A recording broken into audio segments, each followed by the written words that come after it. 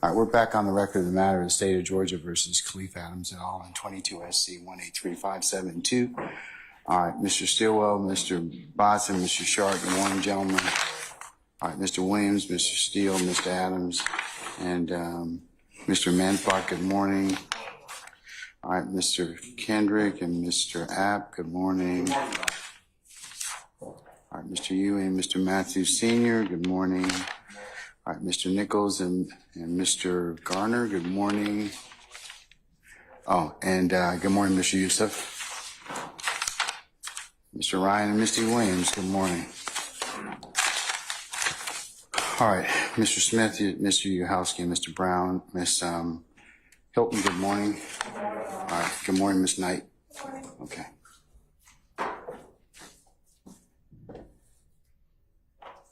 All right, so where we left off on Friday,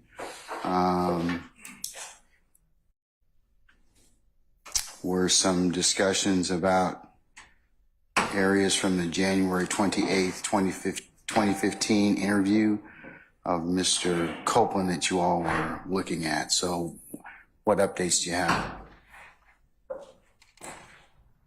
Good morning, Mr. Atkins. Good morning, Your Honor. All right. Good morning, Your Honor. As it relates to the January 28th interviews, I believe that we're in a position to discuss those portions that are in dispute. We believe that it should only be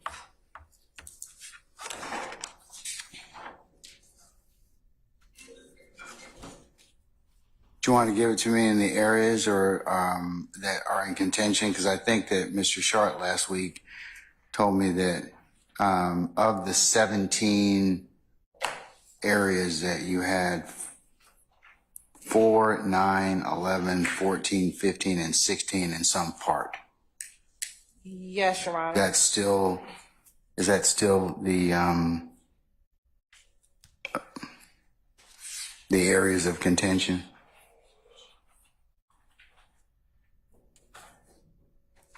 4, 5. I have 4 and 9. I don't have 5 either. I've got 4 and 9, Ms. Hilton. 4, 9, 11, 14 in part, 15 and 16. Oh. You're correct. I'm sorry. 4, 9. My numbers were off. Is that correct, Mr. Sharp? I don't have part of 15. Oh, you're right. 15. I've got I've scratched it out. So 4, 9, 11, part of 14 and 16.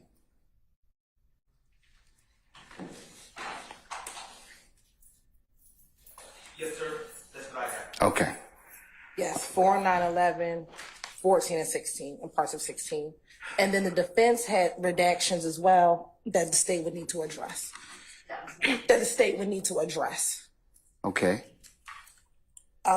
So I can start with the state's version. I don't believe that the court has a copy of the redactions that the defendants had, and I don't know if they have in an electronic form or not.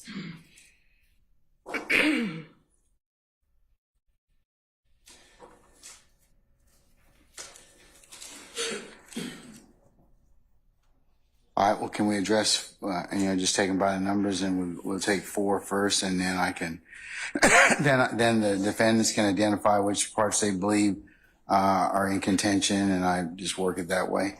Yes, Your Honor. If you don't mind, I'm gonna sit at my seat because I'm gonna have to play portions of it. Yes, ma'am.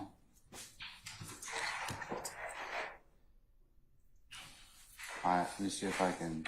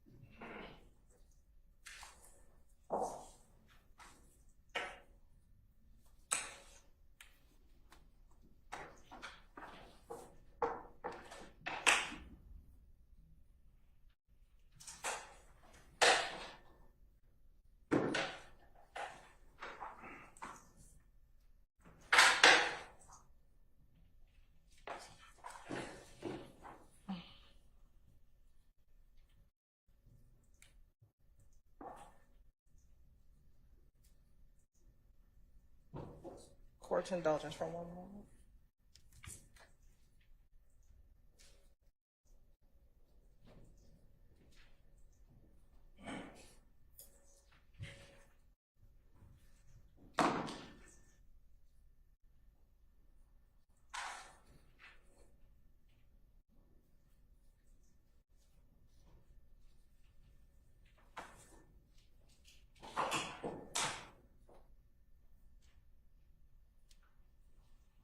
For purposes of our discussion, what state's exhibit are you going to name, or have you already named the January 28, 2015 interview? This is gonna be 378 Yankee Bravo. 378 Yankee Bravo.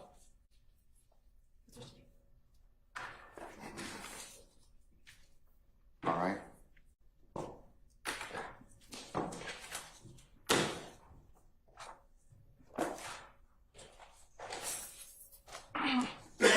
So, Your Honor, the portion that is in dispute is from 7/22/16 to 7/24/54. Give it to me again, 7/22/16. Yes, To what time? 7/24/54.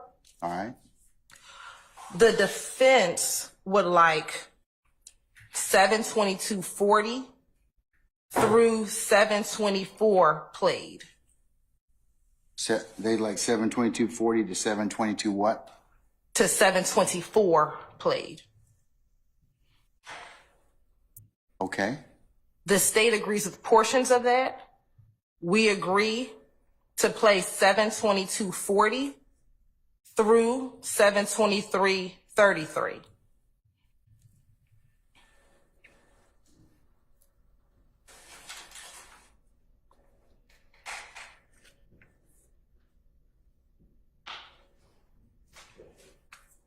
Okay. The portion that's in contention is 7/23/33 through 7/24.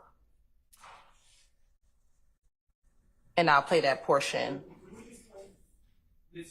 I made a suggestion. Can we just play it's only 2.5 minutes long. Can we just play the whole thing so we have context, and also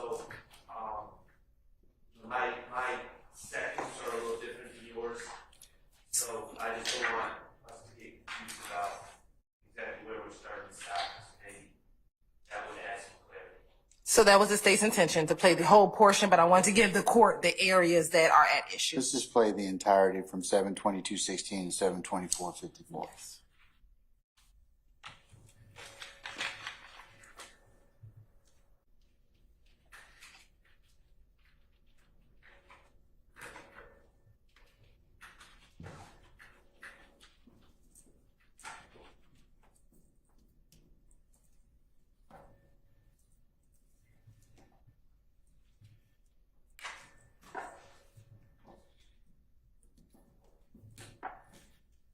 And we're going to start at just a little before 7/22/11. Right.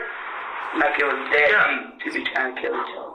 Nah, I ain't feel like, why, you know what I'm saying? But like I said, his sister them told me like, yeah, he called him gay and he was talking bad about him to somebody else. Mm-hmm. So that's where it could have came from. But so he ain't fucking with him at all. like he went, like he been stopped, but I ain't know, you know. So if you was guessing, who you think killed him now? You're prime suspect, but move yourself out the equation. Who you think did? I'll probably say that. I'm just saying, like, word on the street is, you've been tried and convicted within the street. Now they said two of my other partners were locked up for it, but Who? they my head and Doc. But they ain't have anything to do. Who was that? Doc locked up. Who was that? Clarence. I think that's his name. Light skin like Mexican. Yeah. They saying they did. Out though, ain't he? Yeah, he had out. Yeah, he had out. They saying they did. You know what I'm saying? They trying to make shit What like. do you think? Like, I'm not. What do you think? What do you think happened? Like real shit. I think it got something to do with them. I think they did something. They had another beef somewhere else.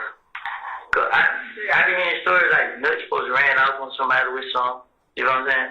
But it's just on the code. Right. I'm just on him because I'm with Thug and Birdman, and they come back to them. Right. So Nut's supposed to ran off on somebody with some, and So Jerry, I don't know if they didn't say what it was. It's like he's supposed to ran off on them with something, and Rich Homie Corn supposed to give him $50,000 to meet a new plug. Like Rich Homie Corn told me this out of his mouth. yeah. Then Rich Homie Corn like he got $25,000 here, take killed. It's like And we're going to pause at 7:24. Oh, excuse me. Let me continue to 7:24:54, which is the entire section. Nah, tell you who just got shot the other night. Oh, in the car over there. Okay. He got $25,000 here, take killed. Who did it? Just Rich Homie Corn shit. Cause he was telling me. So I'm telling Rich Homie Corn like, but you got these niggas in your house. You saying niggas that shit up my house, bro. Right. Rich Homie Corn like, he like, bro, they just look like that, bro. Like we the same shit. I'm like, but still, bro, you out here helping these niggas this and that. So Rich Homie Corn like, bro, it ain't dead. We the same shit. I just can't turn my back on. Like it ain't dead, bro. You support these niggas, bro. So the more you support them, the more they gonna come out and do that. If you leave them alone, then everything gonna go away. Yeah. Then you're like, bro, just protect me, bro. We need y'all, bro. I need y'all to protect me. How the hell we gonna protect you? You and these niggas out here doing it. Then you're like, So that's the conclusion of the entirety of the section, Your Honor.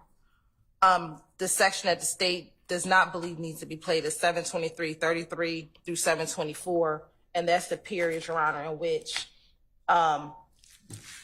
Mr. Copeland says he heard that Nuts.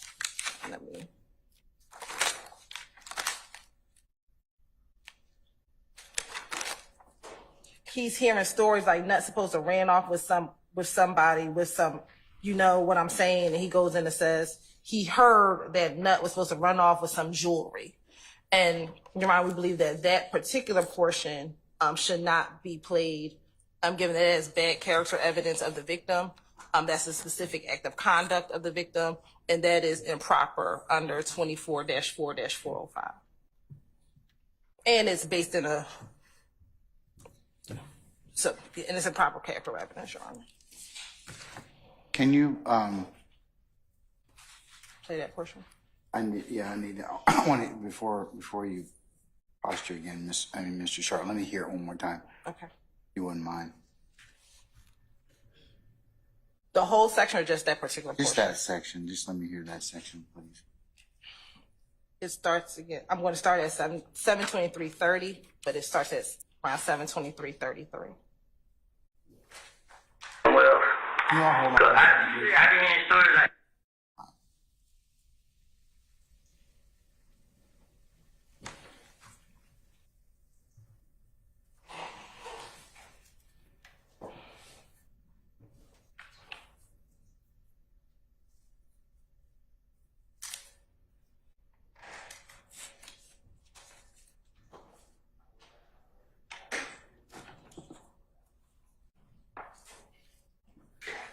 Chris, are you having issues with your internet?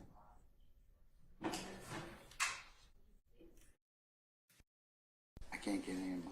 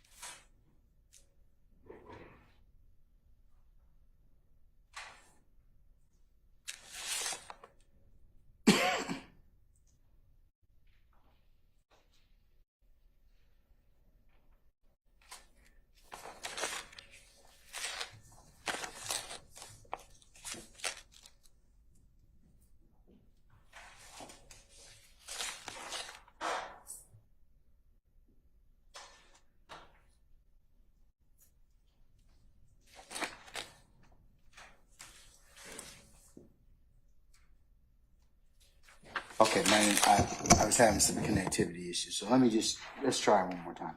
Okay. Why don't you let's play the entirety of it again. The entirety of it Okay, again. yeah.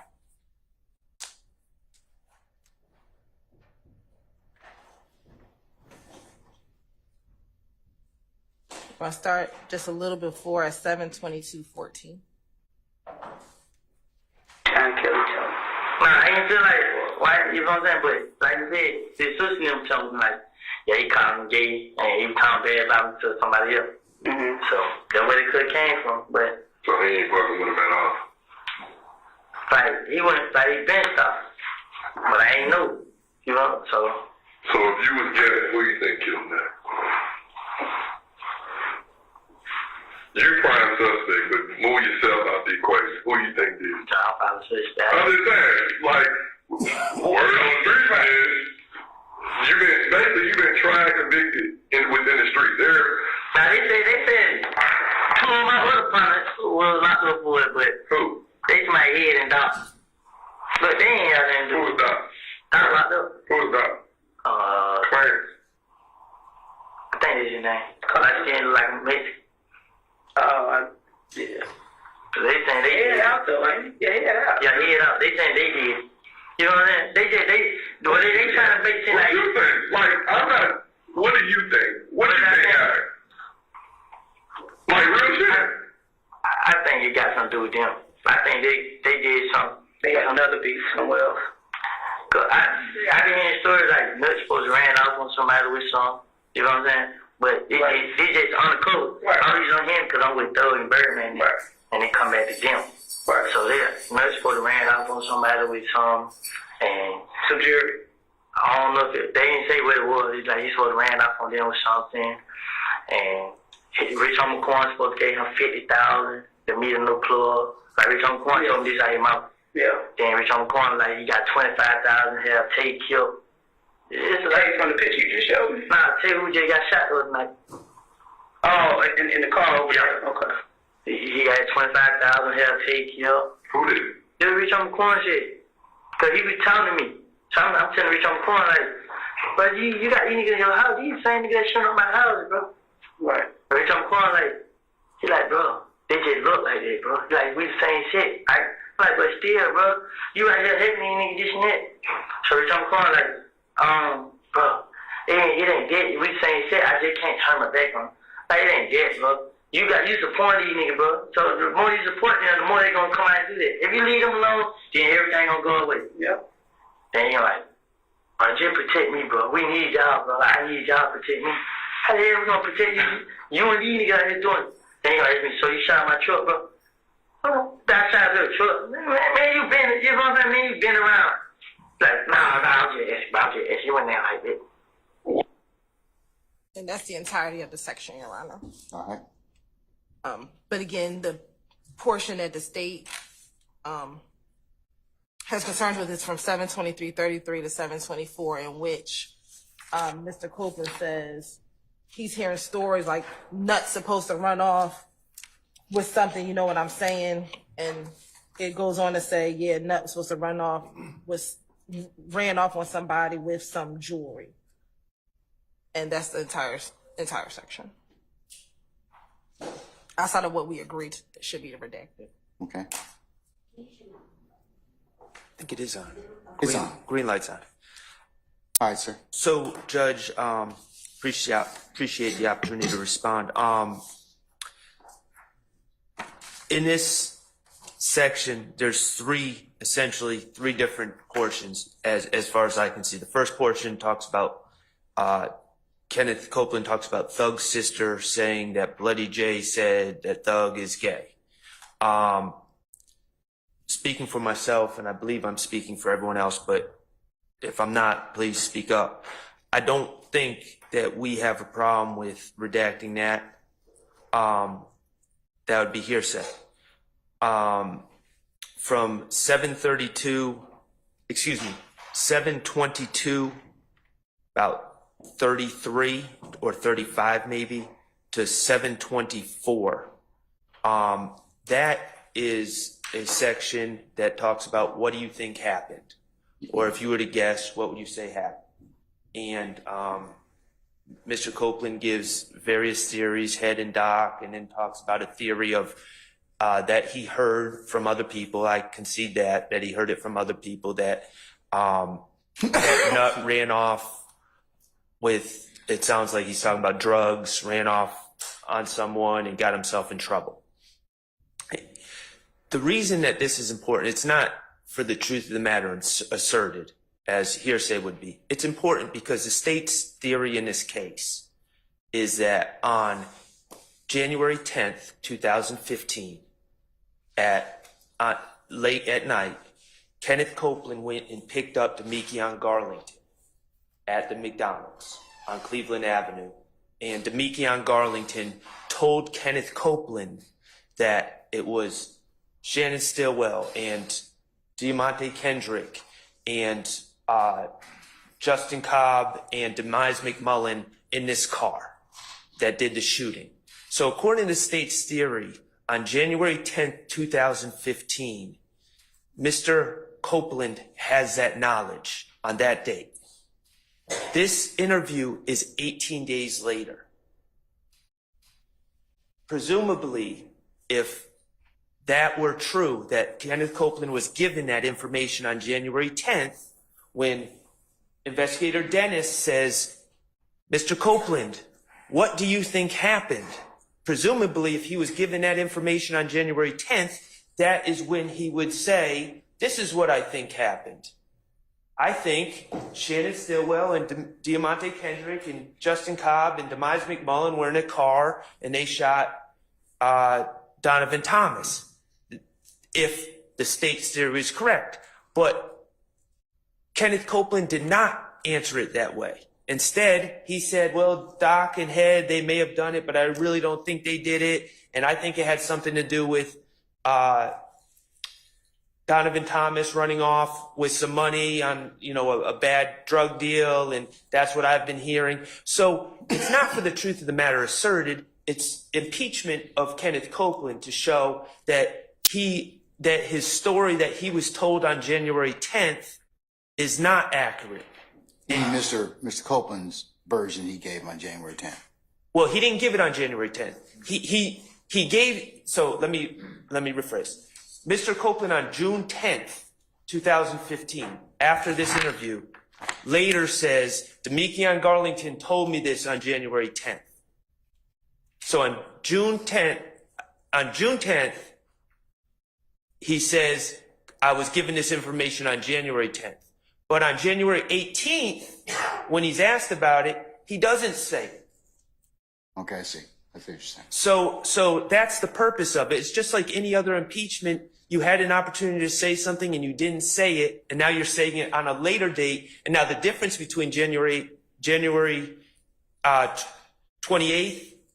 and June 10th is on June 10th, all of a sudden Kenneth Copeland is facing 5 or so felony charges and federal charges, and then all of a sudden he has this information. But on January 28th, when he wasn't facing those charges, he didn't give that information. He said Doc and Head, and I don't know if they did it, and then I think it had something to do with Donovan Thomas running off on a drug deal. So that's why it's important. It's impeachment evidence. Okay. And the fact that he did not say it at that time is important, and we need to get out what he said to show that he was responsive and not saying our clients. All right. And just to, from 7:24, approximately 7 minutes and 24 seconds, the third part of that. You said 7:24 to what, sir? To the end, 7:24:00 to 7:24:54. Yes, sir. He's talking about an unrelated thing about Rich Homie Quan supposedly putting $25,000 on the head of a gentleman named Tay. We agree that that's unrelated, and that I don't know if that's hearsay or not. It's a little unclear, but it's unrelated. So we don't have a problem with 7:24:00 to 7:24:54 coming out. All right. So But- do you have any further issue? Do you agree with Mr. Shard about that period?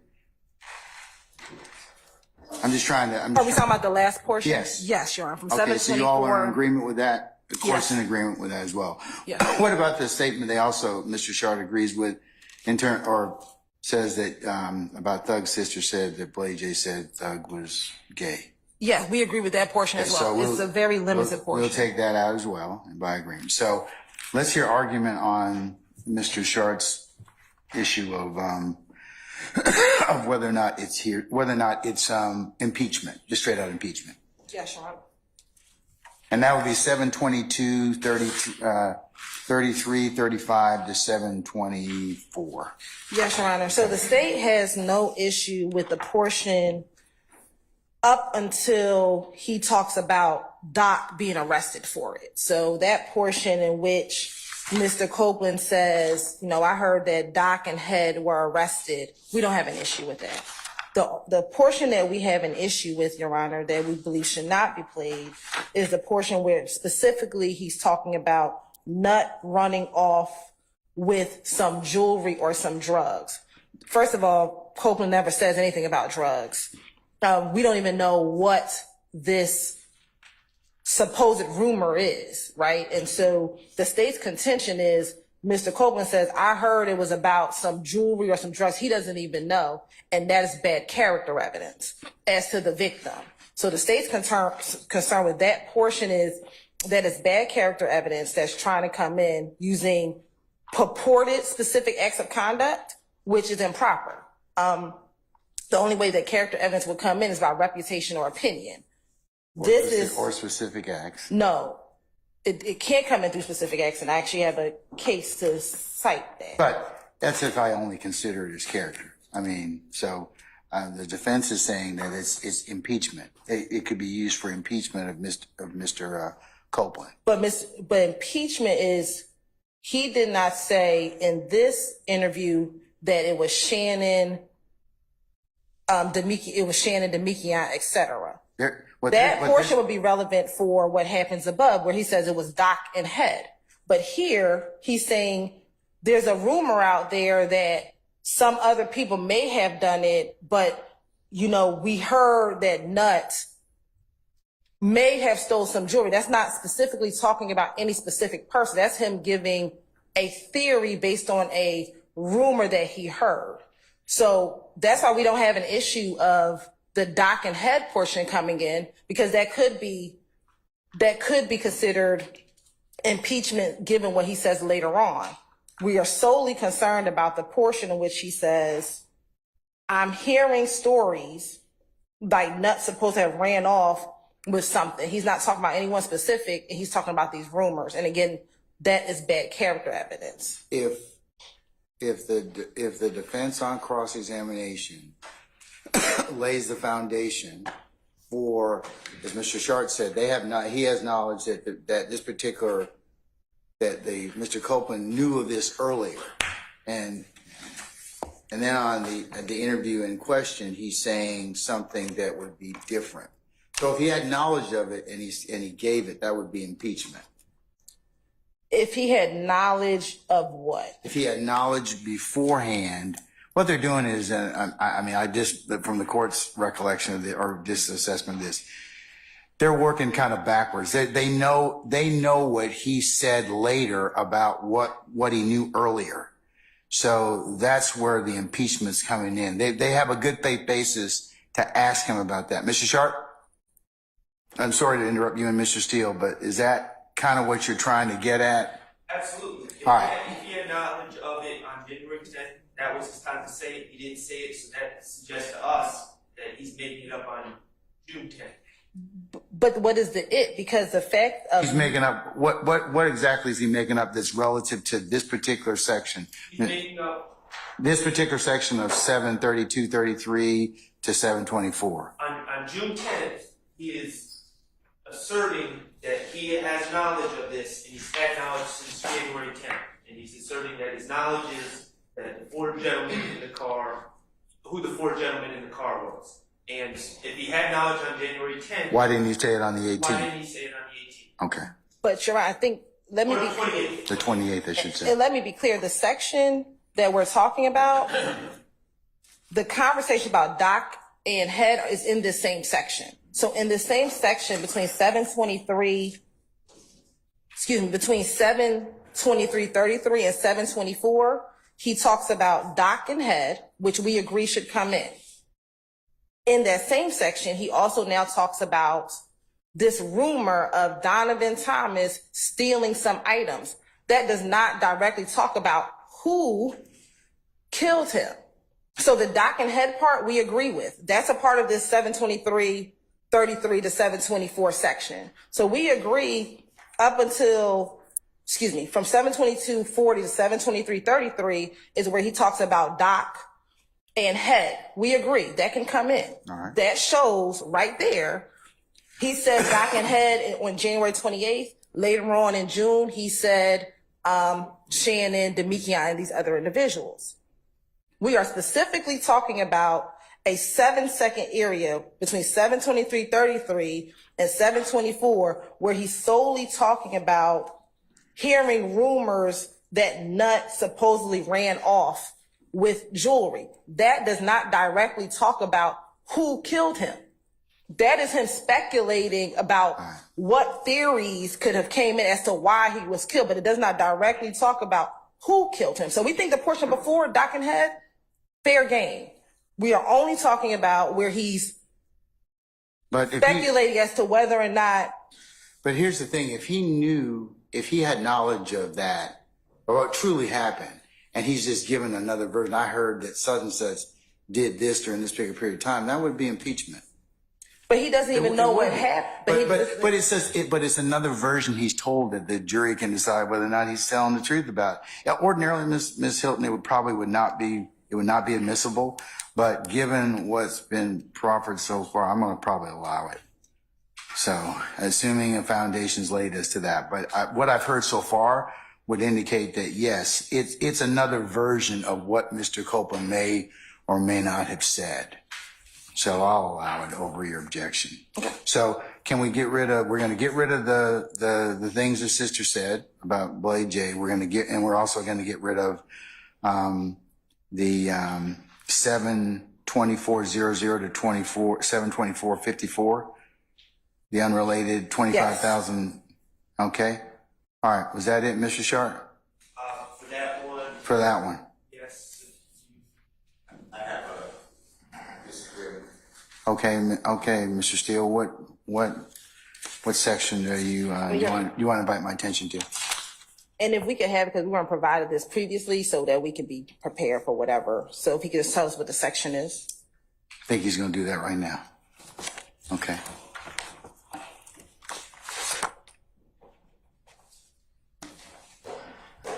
So I don't agree that these statements get played at all again. So I know what you're doing, but it's over objection because I don't believe it's a prior and consistent statement. Okay, so you're disagreeing with Mr. Sharp about that. You're saying you don't want him played at all. Right. Okay, all right. Because just so I'm clear about that. Okay. And I've raised this before because the testimony was I probably did. Most of the testimony is I don't remember, but I probably did say that because I was lying to the police. So this is not a prior inconsistent statement. He's saying I probably did say this. So I don't think any of this exercise is appropriate. You've ruled that portions may come in, and that's what we're doing. So without waiving anything. Okay, sir.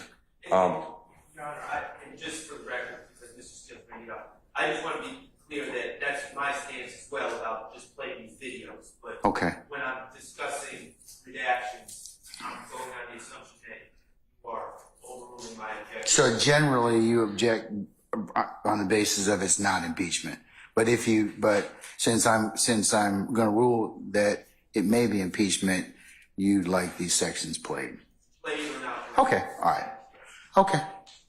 So the other factors I want the court to consider is over objection. You have permitted constantly the state to ask Detective Gaither, Detective Dennis, and if I'm leaving anyone out, I'm not trying to. So anybody on law enforcement, I think maybe Detective Racy as well. Based upon, don't tell me what was said, but based upon your investigation, what did you learn? Or what did you do from what you learned? And did you corroborate that? And I don't know. I have no idea where this information came from. And I've asked the court, and I said it's a confrontation clause issue. You've denied it. I have no reports on who they spoke to gather the information that they are now putting to the jury that YSL is a criminal street gang. With Detective Gaither over objection, YSL and the people here are all involved in a criminal street gang, which is the ultimate issue. With that being said, this is a good example of how, and I want to play it for the jury, of how law enforcement gets their information. I want the jurors to be able to see that it's Detective, in this case, Gaither and Detective Dennis. It's the 28th day of January 2015, and they ask, what did you think? Who did you think killed Nutt? And then all this conversation flows from that question that the state is trying to keep out, including that Mr. Thomas stole from someone else. And I'm not using it for bad character. Mr. Thomas' bad character is already in evidence. The state brought up that he is the head of a criminal or leader of a criminal street gang. So under 403, which is 24-4-403, it's really specious to say, oh, well, he stole from someone, so that's his character. In addition to that, I disagree respectfully with Mr. Short. And I want the false allegation that was made that Rich Homie Quan put a contract to kill someone for $25,000 up front and then $50,000 thereafter, because it shows another person falsely accused by Mr. Copeland. And if you listen to the whole thing, I think it was cut off, Mr. Copeland says that he actually spoke with Rich Homie Quan to kind of be the intermediary and to diffuse that situation. So it was redacted by agreement by Mr. Short. This court accepted that, and I am objecting to it because I intend to cross-examine this witness, and if he doesn't remember, I'm going to play that portion. And because I'm not saying, and I'll make it clear to Mr. Copeland, I disagree that Rich Homie Quan, he's a gentleman. I disagree that he committed any type of offense, but this is the exact statement that Mr. Copeland levels against Mr. Williams, that Mr. Williams put a contract out on Mr. Copeland's life, which is untrue as well. So Okay. I'm disagreeing. And those times, if you need them, that you already removed them. I think it's, no, it's subject to further argument since you made your issue. So I'm gonna hear them. I'll hear it again and I'll make a decision on it. But those are my, so Okay. I'm not trying to use it for character. I'm not using it for of the alleged victim. I'm not using it for of the victim, the deceased.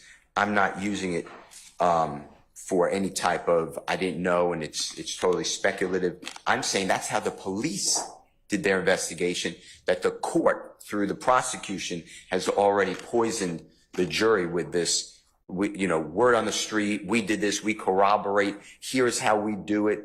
The person self-admits, or we get information, we corroborate. I think that all should never have come into evidence. And this is a perfect example to show how baseless the prosecution cases against Mr. Williams and the other, and how the detectives have not done a proper investigation. So that's why I wanted it. What do you think happened? Here it is, and I want the whole flow.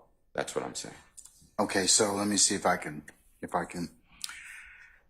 get the sum and substance of your argument. Are you saying that particular section of 724.00 to 724.54, that shows another version of the story that Mr. Copeland may have advanced? And Okay. that this is how law enforcement gets their information. This happens to be recorded, but they are out there saying, and I don't know who they spoke with to say, and you let it in over objection. We did investigation. Then don't tell me what the investigation was. The prosecution will come back with, just tell me based upon your investigation under CIAK versus state you relied on, and one other case that I can't remember right now. But you relied on 2 cases, and I disagreed with the analysis, but that's the rule of your court. So we went forward, but I want to show the jurors now how the police did this investigation. And it's preposterous because all this is a lie. Everything Mr. Copeland said is a lie, yet they're using him as a primary witness against Mr. Williams and others. Okay. I mean, I understand what you're saying. I believe that case does indicate that, depending upon, since the investigation is an issue that, so I'll hear it again. Okay. All right. Can I hear, 72400 to 72454, please?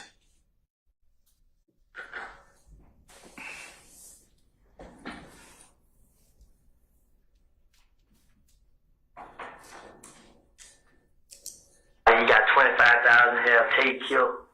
It's like from the picture you just showed me. Nah, tell you who just got shot the other night. Oh, in the car over there. Okay. He got 25,000 have take killed. Who did? Just reach on the corner shit. Cause he was telling me. So I'm telling Rich on the corner like, bro, you got these niggas in your house. You the same nigga that shooting up my house, bro. Right. Rich on the corner like, he like, bro, they just look like that, bro. Like, we the same shit. I'm like, but still, bro, you right here hating these niggas this and that. So Rich on the corner like, bro, it ain't dead. We the same shit. I just can't turn my back on it. Like, it ain't dead, bro. You support these niggas, bro. So the more you support them, the more they gonna come out and do that. If you leave them alone, then everything gonna go away. Yep. Then you're like, just protect me, bro. We need y'all, bro. I need y'all to protect me. How the hell we gonna protect you? You and these niggas out here doing it. Then you're like, so you shot my truck, bro. Oh, that shot your truck. Man, you been, you know what I mean? You been around. Like, nah, I'm just asking. You went there like that. When did he have the 25 on the dude Tay here, bro? Say, Tay Daddy got shot. Tay, Right. Yeah, barbershop. Just like how they say my name, on Bankhead they say Tay name. They saying Tay did. I know Tay ain't do it. You know what I'm saying? Then I'm lying stuff saying Tay said like his mom. I know Tay ain't do that. Right. You know what I'm saying? Yeah, the night before we just at the party. Yeah, who did it? Somebody else did. Some. Spit it out. I didn't know the name. You know what I'm saying? But it's supposed to be some nigga that had money over there. You know what I'm saying? Niggas over there got money. No, I'm talking about Bankhead. A lot of niggas over Bankhead got money. That's why when I started thinking, I couldn't think of the name, but this nigga supposed to have paid somebody on Johnson Road, one of them streets over there, to do it. Mm-hmm. You know what I'm saying? To kill him and retaliate, to get that Quan? Or to target his daddy? Like, the same day, we was like, I was in the street, I seen Quan crying. I'm like, what's wrong, bro? He need to try to kill my dad. You know what I'm saying? But him and Tate been having problems. Right. So that's why he think it's Tate. Right. Him going through it, him and Tate murder each other. But he don't even know they Tate. Right. How y'all have a problem? But Tate missed the school, but and they feel like they retaliation. Man, it ain't. But like, I couldn't say him because no matter how many times I tried to speak up for Tate, he always had it in his head. Tate did. Right. So like, man, y'all tripping, man. So that's what that was about the other day. I called Tate, you know. I was going to hesitate, but I had Tate put up on me like probably like Friday or Thursday or Friday. Tate pulled out like, hey, bro, bitch, I'm going to call that 25,000 on your head. Why so much? Yeah, he's scared of Tate. Yeah. He real scared. He's scared of Tate. So I tell Tate, I'm like, bro, he trying to face my damn. Rich on the corner supposed to go and kill her. You know what I'm saying? So I heard. So I'm feeling like that's what he did because the whole time he been had money on Tate's head and he ain't do it. So when he going to demand out, that's what happened. That's on him. You feel what I'm saying? But I ain't talked to Tate. I don't know how it happened. I don't know what happened. But I know Tate wasn't messing with nobody. Tate started doing whatever he was doing. He just ran around and he tried to be a rap. Right. So what did he drive? Huh? What did he drive? A gold Charger. So, damn, so Kenneth knocked him off? Tell me words. That's basically the word. Like they saying it's $75,000 he not gonna kill here. From who? I mean, Pink City, Fort Worth. What's the line? And somebody with some. All right. So that's, I believe, the portion that Mr. Steele is referencing, Your Honor. as you see, there's nothing in this section that has to do with the murder of Donovan Thomas at all. He's talking about a conversation that he had with Rich Homie Quan about this $25,000, which has nothing to do with the issue at hand in this case, which is who killed Donovan Thomas. No, not necessarily.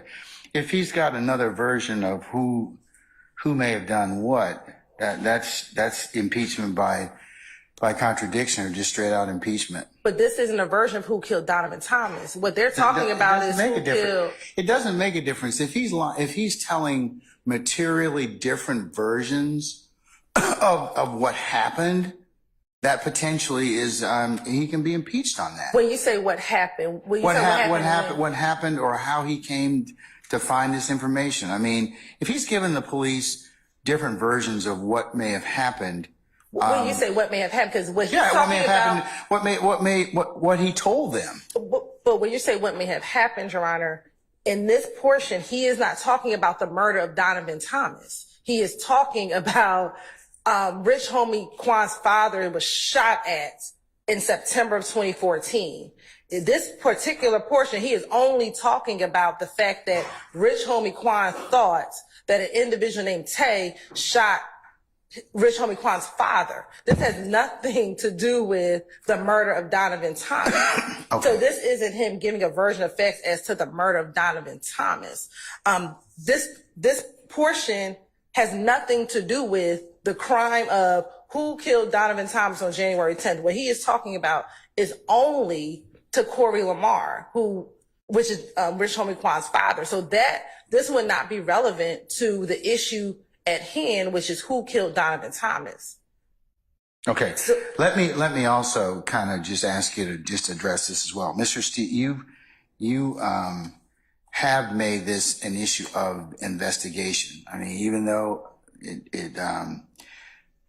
of how the police got there, Mr. Steele wants to challenge that particular issue of the investigation, which arguably he's entitled to do that. Right. So the information that they got regarding the murder of Donovan Thomas is fair game, but they're not right now.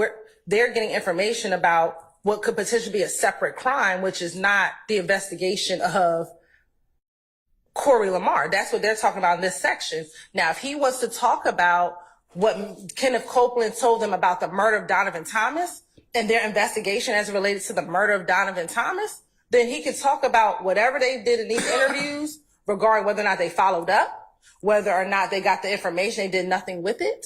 But as it relates to this portion where he is talking about Rich Homie Quan, Corey Lamar, that has nothing to do with the death of Donovan Thomas.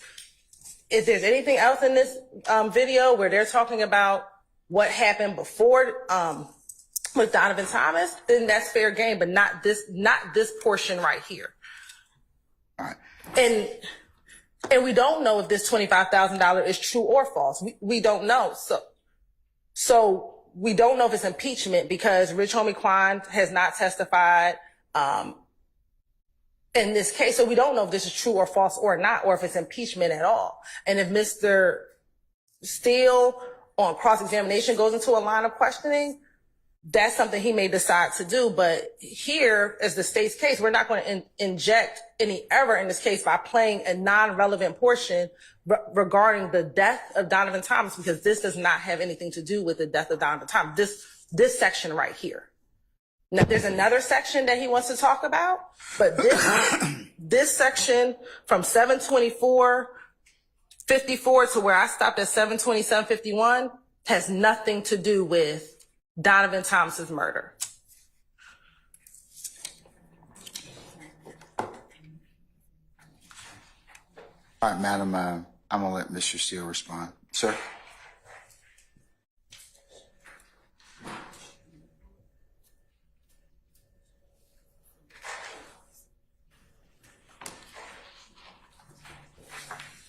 This is Mr. Copeland, who is a huge witness, as the court knows, in this case.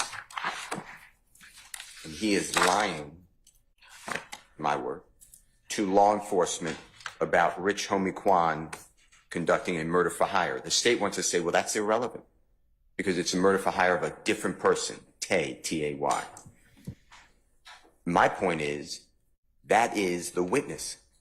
It is a false allegation against another human being to do a murder for hire. The state doesn't get to limit the cross-examination to what they want it to be.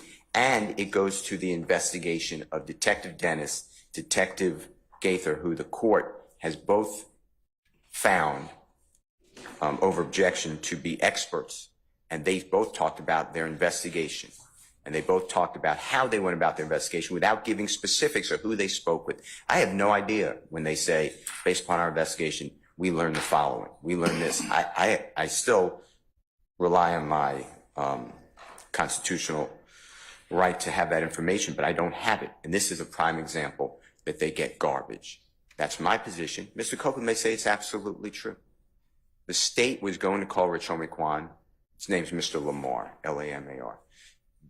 I guess now they're not. I may call Mr. Rich Homie after it comes out that, if I need to, that he put a killing on someone else. Mr. Copeland may say, yeah, I was lying to the police, which I have a good faith belief that he was lying to the police.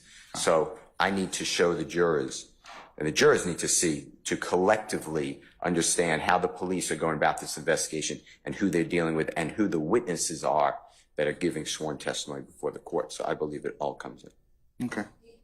And Your Honor, Mr. Steele would be assuming facts, not in evidence. We don't know, because there's no evidence before this jury, because it's not relevant for this issue, whether or not Rich Homie did or did not do the $25,000 for hire. That there's no evidence before this court, before this jury, to impeach as to that issue. But I think they have a good faith base to ask it. But they don't.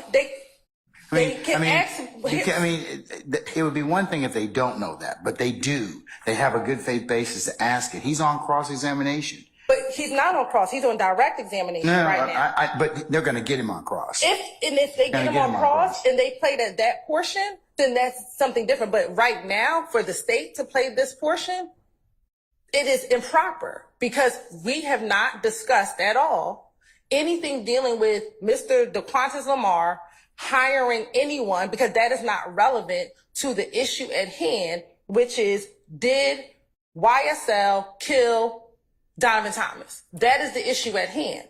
What happened with Corey Lamar and DeQuantis Lamar is not before this jury. So therefore, at this juncture on direct examination, there's no evidence one way or the other regarding Corey Lamar, because it's not relevant. If they ask him questions on direct and over our objection, the court lets it in, then that's a different conversation on cross-examination.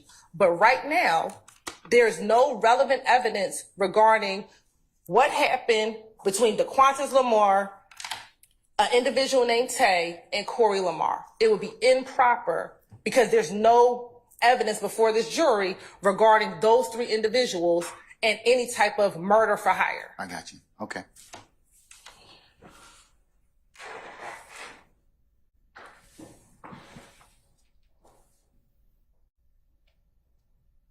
All right, give me a minute. I'm going to think about it, okay? Does anybody else have any other objection about this particular segment, which is segment 4, that hasn't been heard as of yet? Mr. Apt? Just the Harvey rule and joining Mr. Steele and Mr. Shart's objections.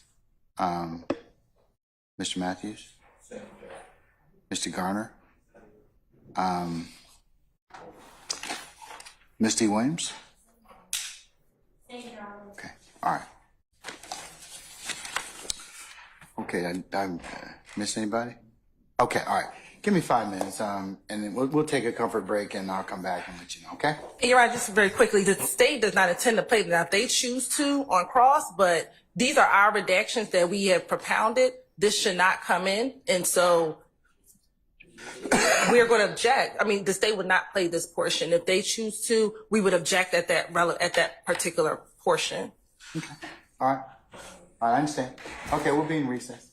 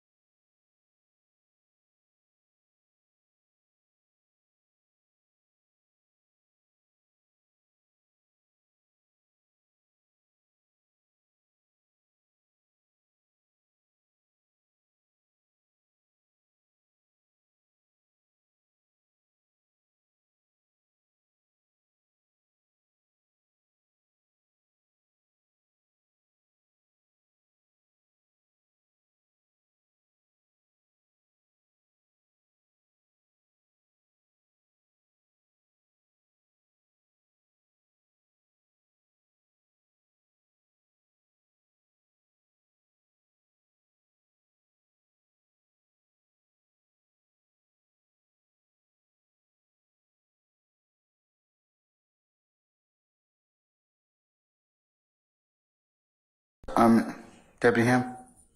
Okay. All right. Okay, the court's had an opportunity to ponder on this particular issue raised by Mr. Steele. I am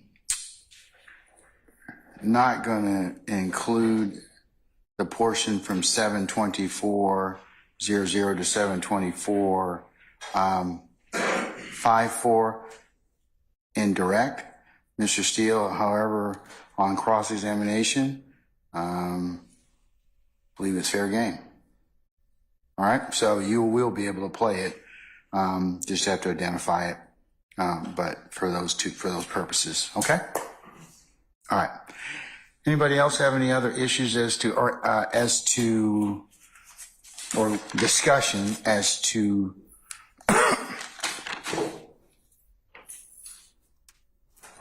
four? And four again was 722.16 to 724.54. All right, so we'll State, you can go ahead and start working on those edits, okay? Yeah. All right. All right, let's cover the next period of contention. That's number 9. What does number 9 go from? And again, Your Honor, I want to make sure, because I think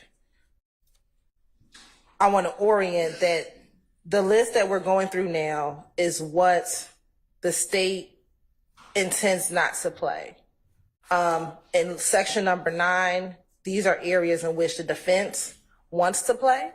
And Can you tell me first what areas you're not contending to play, and then I can ask the defendants, or if you've got those, which areas the defendants want to play? so we are not intending to play 748.10 748.10 through 749.30. through 749.30. Yes, that's the next section. Okay. And so we will not play it. We believe it's bad character of the victim. Again, I will play that portion for the court. And we will be objecting for the defense to play that portion when they get Mr. Copeland on cross-examination. So you don't want to play it during your examination of Mr. Copeland. Is that what you're saying? Correct. Okay. All right. All right. Let me hear it.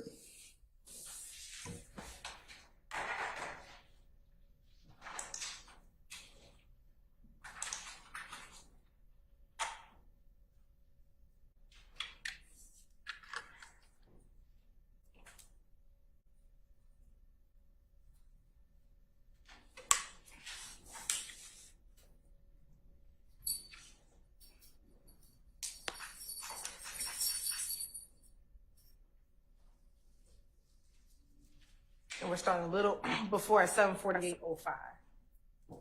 I mean, he come in on here. Hey, Tate, what you know about not having anybody else locked up? Nigga, I'm clean, but I don't know too much about it. What about the boy on Auburn? Who, Scooter. I heard something, but What you it wasn't much. It was just like, all that he did, I'm caught up on him. Somebody had him killed. That's all I heard. All the Scooter did. But he robbed folks. But when he's come to the jail, like, I ain't said, but he's always, like, he's paranoid. Yeah. But I ain't know he knew what he was doing. Right. You know what I'm saying? But he was paranoid when he come to the jail. He be like, so I gotta go. Yeah. But everybody they come out of the weed and hit the deal. What the hell wrong with me? Yeah. Everybody painted him as a saint now. Huh? Everybody painted that as a saint. Like, Yeah, it's like people don't like me now. Like, I'm like, call a girl. They be that trade, I'm like, it is like, who the dude on Cleveland you was talking about? Some girl, like, damn. I think Neat just got shot. He didn't die, he just got shot. Neat? I don't know his name. But he did pieces out the hand. You know what I'm saying? But I think I went wrong when I let go. No, like, I like, check. And so the portion would end at 749.33. But from 748.10 to 749.33, the state does not intend to play. All right. I'll hear argument from the defense. Anyone? Mr. Sharp?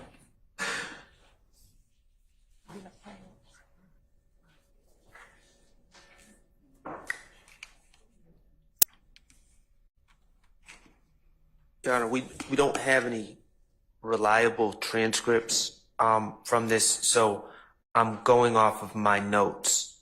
It wasn't clear to me from what was just played, but what I believe what leads into this conversation is Investigator Dennis asking what he knows about not getting people knocked off. And that's what leads into the scooter conversation. Now, we believe that this is relevant because not for the truth of the matter asserted, but for Kenneth Copeland's state of mind. Mr. Steele, in opening, strongly suggested at least that Kenneth Copeland is the real killer. Additionally, we know that Kenneth Copeland we've received Brady information. He was lying to investigators for years about this, but he's acknowledged that he in fact stole from Mr. Donovan Thomas, known as Nut, stole a chain, a phone, and other belongings from Mr. Thomas at some point. Mr. Copeland also says in his statements that the Bloods, and with the approval of Donovan Thomas and another gentleman named Mo in prison, put Kenneth Copeland on the menu, meaning he was fair game to kill. The fact that Kenneth Copeland believes, whether it was through hearsay or otherwise, believes that Mr. Thomas has knocked off other people goes to Mr. Copeland's motive to commit this crime. Self-preservation, essentially, that he's going to get knocked off, so he preemptively shoots Nut, or Mr. Thomas, I should say. So we believe that his state of mind at this time and his knowledge, or at least even if it's not firsthand knowledge, his perception, his belief that Mr. Thomas is capable of ordering people's deaths is relevant in this case.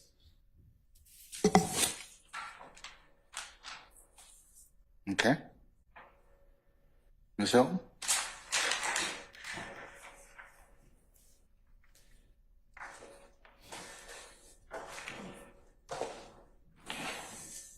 Your Honor, for a couple of reasons, there's no good faith basis that Kenneth Copeland murdered Donovan Thomas. Your Honor, a couple things that Mr. Shard said, I'll address. One, in the interviews that Mr. Copeland had with law enforcement, beginning from January 11th all the way to June 10th, one, he has consistently said that he was not near the murder scene at the time of the murder. The phone records support the fact that Mr. Copeland was not near the crime scene at the time of the murder. And when Mr. Copeland talks about the issues that he had during this time period, he has repeatedly said in all of the interviews that he has never had an issue with Nut. Matter of fact, he has repeatedly said that him and Nut were cool, were friends.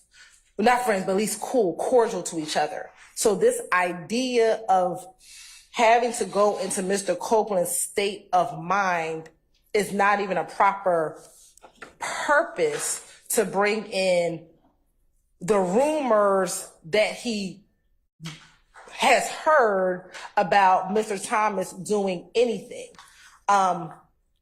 They're trying to get in backhandedly a some other dude did it defense, in which, one, they would have to affirmatively state that one of these defendants did it. Right now, they're saying they weren't there, they were nowhere near the crime scene, that this did not occur. So there's no evidence that Copeland did it, and he cannot argue that Copeland is the person who did it when there is no evidence to support that assertion. There's none. Well, doesn't Detective Dennis in this particular interview say that, hey, that you might have done it? No, he does not say that. What you heard him say in that last person is, that's what the rumor says. That is what the rumor is, that you did it. And that is what was happening. There was a rumor out there that Kenneth Copeland did it, hence why Kenneth Copeland's home was getting shot up multiple times. But there was no evidence, because what Kenneth Copeland says to all the police, every interview is, this is where my day was. I woke up at my girlfriend's house.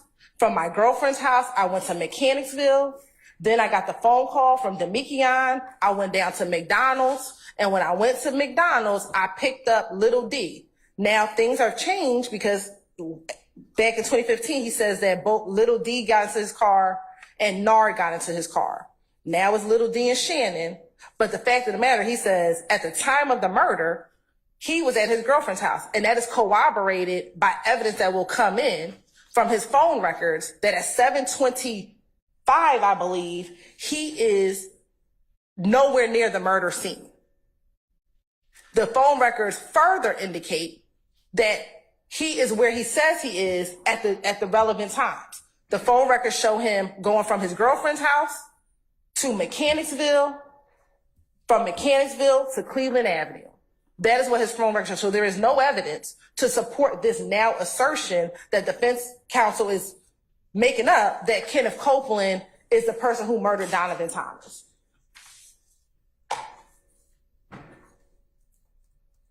And they have no evidence that Copeland did that, so legally they cannot argue or even suggest this to the jury. This will be pure, bare speculation based on no evidence at all. So this idea that we're going to throw out this rumor as evidence cannot occur. Secondly, that now we're going to go into his state of mind to show that Kenneth Copeland would have a reason to kill Mr. Thomas isn't true, because there's no evidence to support that. And then I believe Mr. Sharp brought up this meeting that occurred maybe the night before Mr. Thomas died. And what Mr. Copeland says is, I don't think Nut was at that meeting.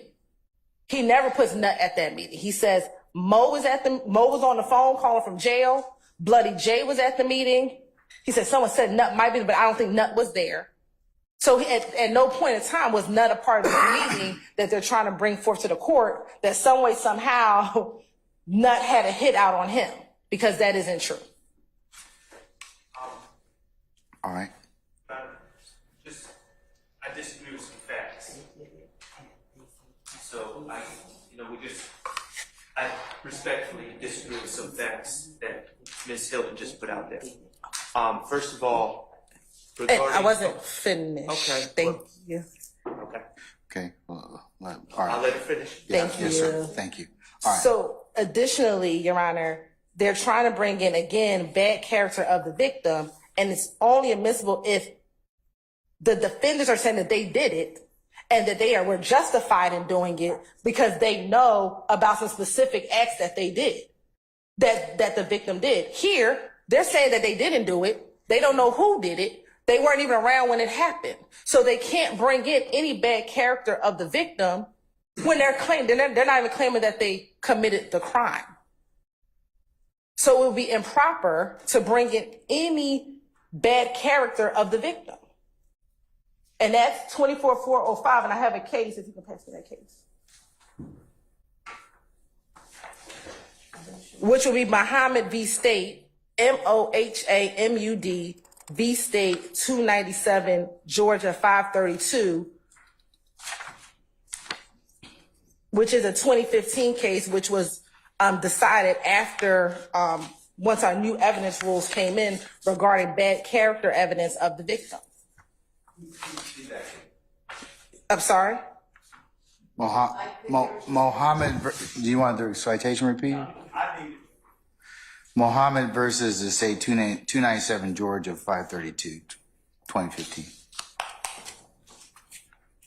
All right, what's it supposedly indicate? So if we look at section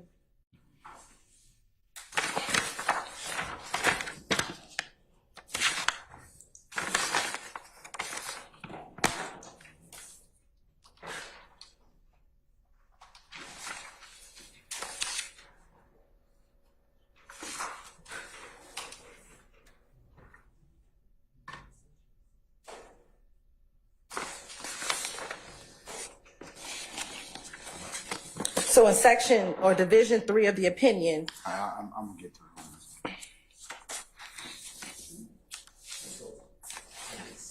sure, 297, Georgia, 532.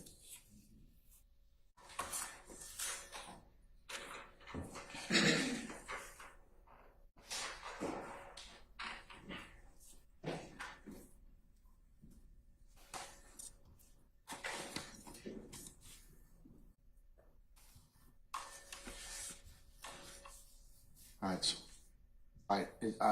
I'm in section 2 and 3. What Yeah, so section? You said section 3, right? section 3, Your Honor. Sorry.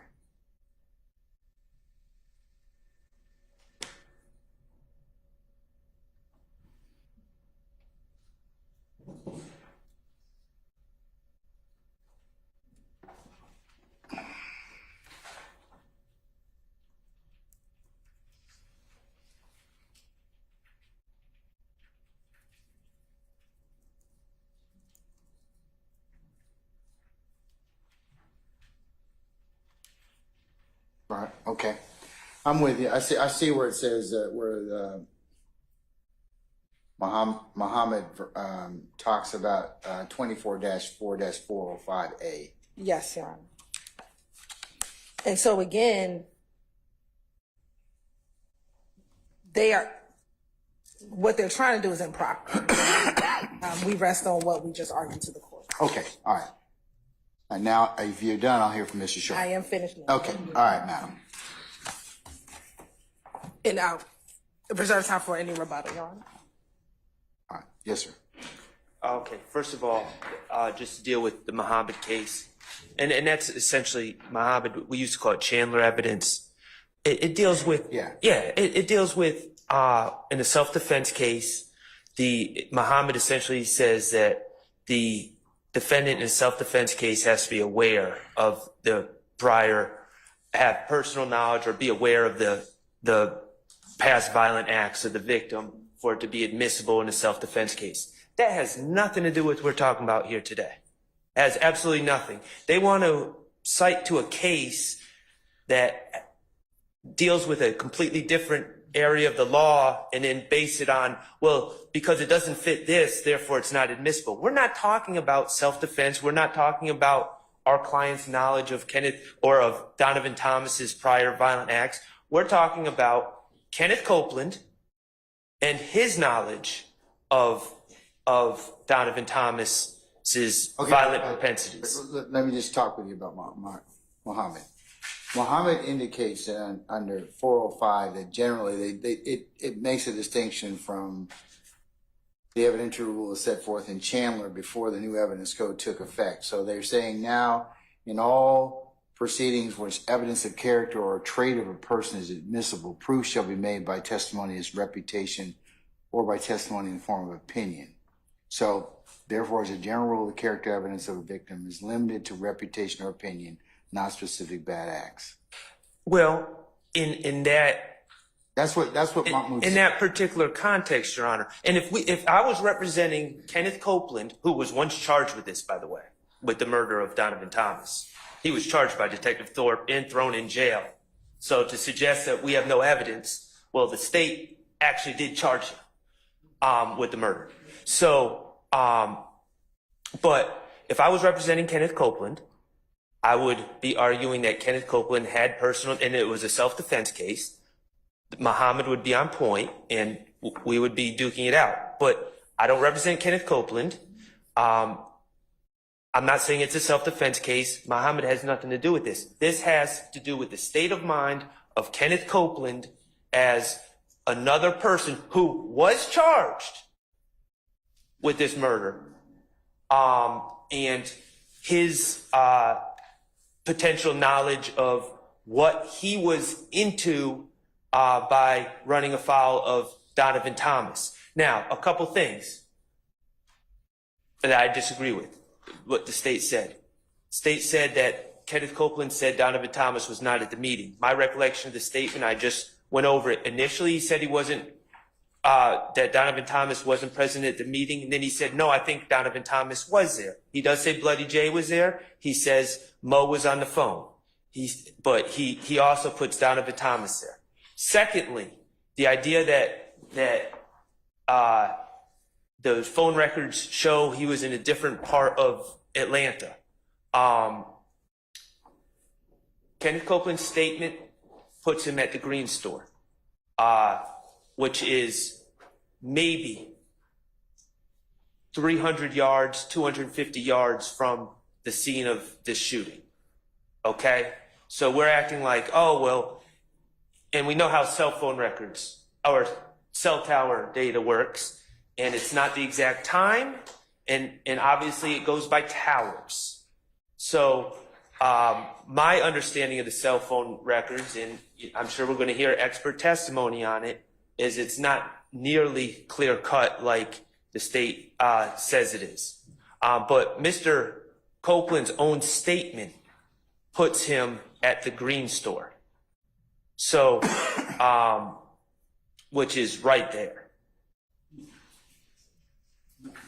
So, and Your Honor, the other thing is the state can say, oh, well, there's no evidence because Kenneth Copeland repeatedly said he had no issue with Donovan Thomas. Well, on my client's behalf, I guess we had no issue with Donovan Thomas. So I guess the case is just dismissed based on what we say. I mean, that's not really how it works. He said he had no issue with Donovan Thomas. And since those statements were made, he's actually clarified and said, no, I was actually lying when I said all that. And in fact, I stole from Donovan Thomas. And the state handed that over to their credit as Brady material. So, you know, just because an individual says I'm not a suspect doesn't mean they're not a suspect. Can I ask you a question? Just to address the elephant in the room. Did you say earlier that you did represent Mr. Copeland earlier in these proceedings? Or? No. I was saying hypothetically. Okay, all right, okay. I was saying hypothetically. I just want to make sure. Okay. If I was representing Kenneth Copeland on. Okay, all right. Because you did say that he was charged with a murder and he was charged. Okay, all right. Enough said. Done. Yeah. All right. Okay. No elephant in the room. Thank you. Okay. All right. Okay. No, I want to make sure. All right. Yes, sir. Okay. Anything else? Yes, Your Honor. Mr. Short, anything else? I'm sorry. No, Your In Honor. terms of this. Okay. All right. All right, sir. All right, madam. So, first thing regarding Mr. Copeland being charged, were there arrest warrants taken out? Yes. However, when the case came to the district attorney's office and we investigated the case, we did not indict him given the evidence that was presented before us. So Mr. Copeland has never been indicted for the murder of Donovan Thomas.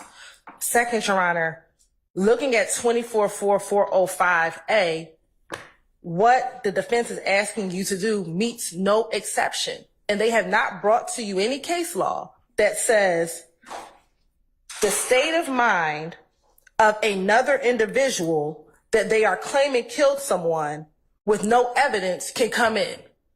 Like, they have not presented any case law, because this is what they're asking you to do. They're asking you to bring in evidence of the state of mind of someone who they think killed Donovan Thomas with no evidence that that person killed Donovan Thomas.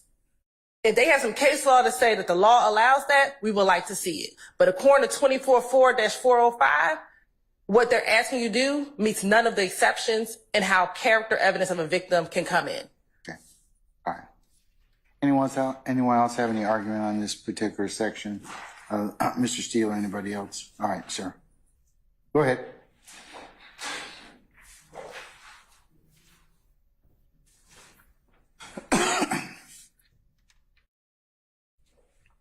I was the lawyer in Mr. Muhammad versus State of Georgia, and I agree with Mr. Sharp. It's not on point here in this issue.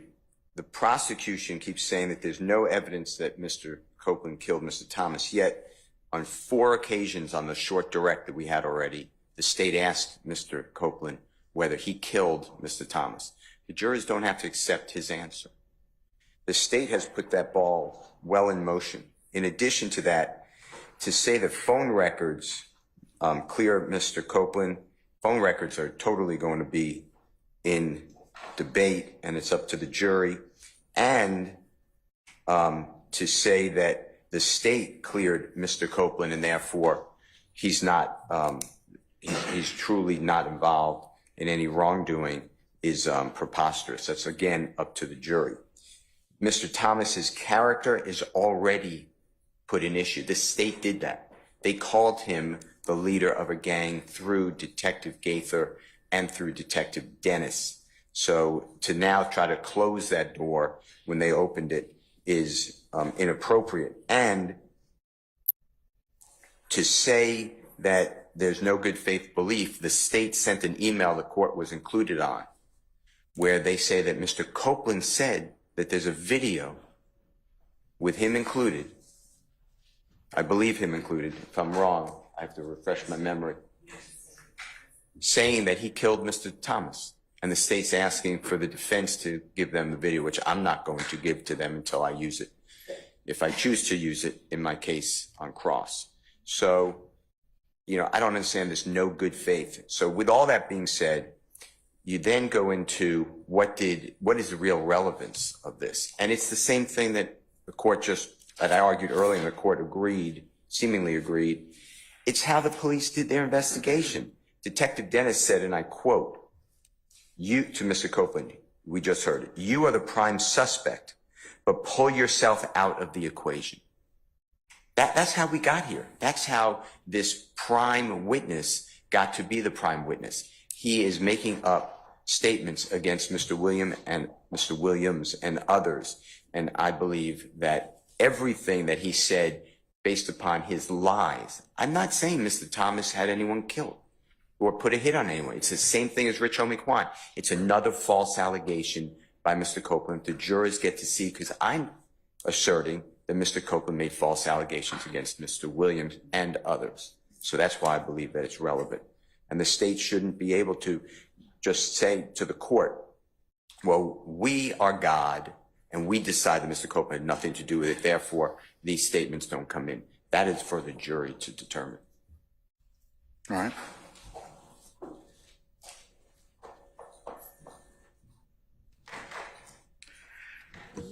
Your Honor, again, if you listen to what Mr. Copeland says, he doesn't say Mr. Thomas had someone killed. He says, this is what I heard. This is the rumor that is out here.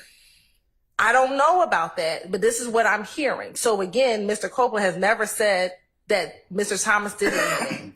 This is a rumor, and yet we still don't have a case law that allows what they're trying to have the court do. There is no exception to bring in what they're trying to do, which is a specific act to show the character of Mr. Thomas. Mr. Thomas, if they're trying to bring a character, it has to come through reputation or pity. That's first and foremost. I don't think it's character. I think what they're trying to do is just impeach him. And they're trying to impeach him on the issue of whether or not he has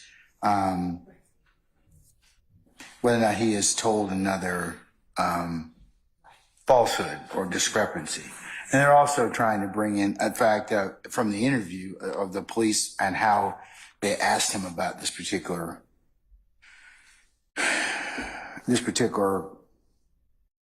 person. So, Your Honor, this will be a collateral issue because, again, whatever happened with this rumor of a killing of someone else is collateral to whether or not Kenneth Copeland or anyone else killed Donovan Thomas. What we're here for is the question of fact is, did the individuals charged have something to do with the murder of Donovan Thomas? What they are asking for you to bring in is him is Mr. Copeland talking to police about a rumor he heard in the street. Again, if they're trying to impeach him on a collateral issue, that's a collateral matter, and it's not allowed. And there is no evidence one way or the other, again, before this jury to even impeach him on that particular portion of his interview. Play it again, please, ma'am. Sure. I want you to play 748, 10 or thereabouts to 749:33. Okay.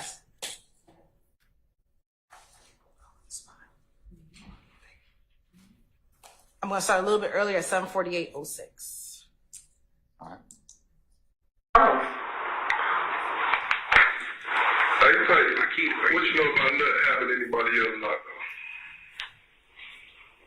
I mean, I'm clean, but I don't know too much about it. What about the boy on Auburn? Scooter. I heard something, but it wasn't much. It was just like, all that he did on California. Somebody had him killed. That's all I heard. All the Scooter did. Because he robbed folks. But when he come to the jail, like he paranoid. Yeah. But I ain't know what he was doing. Right. You know what I'm saying? But he was paranoid when he come to the jail. He be like, I gotta go. Yeah. But everybody just come out of the weed and hit the jail. What the hell wrong with you? Yeah. Everybody painted him as a saint now. Huh? Everybody painted that as a saint. Like, yeah, it's a lot of people don't like me now. But I'm like, college girl. Be that trade, I'm like. It is like, who the dude on Cleveland you was talking about? Some girl, like, damn. I think Neek just got shot. He didn't die, he just got shot. Neek? I don't know his name. But he just pieces out the head. You know what I'm saying? But I think I went. So, Your Honor, like he says here, it's just pieces I be hearing. He never said that Nut did anything. And when it came to talking about the individual by the name of Scooter, he said all that he did talking about Scooter came up on him, and we heard that someone had him killed. He's not talking about Mr. Thomas. He's not talking about him at all. What he's saying, whatever Scooter has done in his past caught up to him and got him killed. And then when he further talks about, they ask him again, what do you know about Cleveland? He says, I don't know. These are just the pieces I be hearing. So again, he's relaying to them rumors that he has heard in the street based upon the question that they asked him.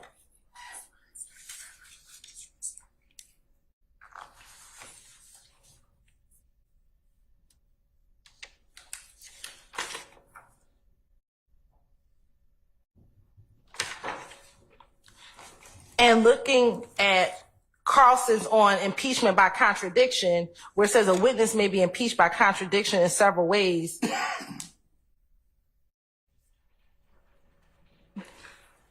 If you call another witness or introduce other extrinsic contradicting evidence, generally speaking, the admission of extrinsic evidence for contradiction impeachment is restricted to non-collateral matters. Wouldn't it be collateral whether or not he killed Mr. Thomas? No, Your Honor. But you all asked about that on direct. You all asked about that on direct, okay? But, that's a material matter. That's not a collateral matter. But listen, Your Honor, what they asked him is, do you know about not knocking anyone else off? That has nothing to do with whether Kenneth Copeland killed Donovan Thomas. They're asking him, do you know about any other people he done killed that he might have killed? And he's saying, I don't know much about that. So he says, your boy on Cleveland. He said, I don't know too much about that. And then they asked him, what about the boy on Auburn? And he says, Scooter. And then he says, all he did, meaning Scooter, came up on him and someone had him killed. He's not talking about Mr. Thomas. He doesn't know who had him killed. Then further, when they go back to Cleveland Avenue and they're asking again about the Cleveland Avenue thing, he says, I'm just hearing pieces of it. I don't know. So at no point does Mr. Copeland says, I know Donovan Thomas did this or this. He's saying these are the rumors that I hear. So again, they're not trying to bring this in for Mr. Copeland's state of mind. They want to bring it in to show bad character. And that is collateral to, did these individuals kill Donovan Thomas, and did Kenneth Copeland say something contradictory to what these individuals killing Donovan Thomas? Okay. All right, man. Okay. Your Honor, if we wanted to bring it for bad character, there's a lot more low-hanging fruit that we'd be aiming at. And furthermore, the state, regarding character, the state has asked people about him buying haircuts and what kind of guy he is. Thomas. Mr. Thomas, about buying haircuts and what kind of guy he is. And, oh, he was a great guy. You know, he'd show up and we'd also start smoking marijuana and everyone would be happy. And I don't know if that impressed the jury, but the intent was, oh, he's a great guy. So character has been placed at issue, but we're not going after character. Whether Mr. Copeland killed Donovan Thomas is clearly material. Mr. Copeland's motive to kill Donovan Thomas is clearly material. We have to remember, Mr. Copeland has stolen from Donovan Thomas. Mr. Copeland has been put on the menu, quote unquote, at a meeting a couple days before where Mr. Donovan Thomas and his associates were present. So now to say that Mr. Copeland's belief and or knowledge, whether it's through hearsay, through rumors or whatever, his belief that Mr. Thomas follows through, of course that's relevant. Of course that's relevant. Again, he's saying he does not know if he did it. I think we'd be in the same predicament even if he said, I know this happened, but he says, I don't know what happened. I have no idea. And yet they want to bring in the state of mind of Mr. Copeland. Okay, let's not talk about state of mind. I think it comes in just for impeachment, okay? State of mind is, I haven't heard any case law in that respect, but impeachment?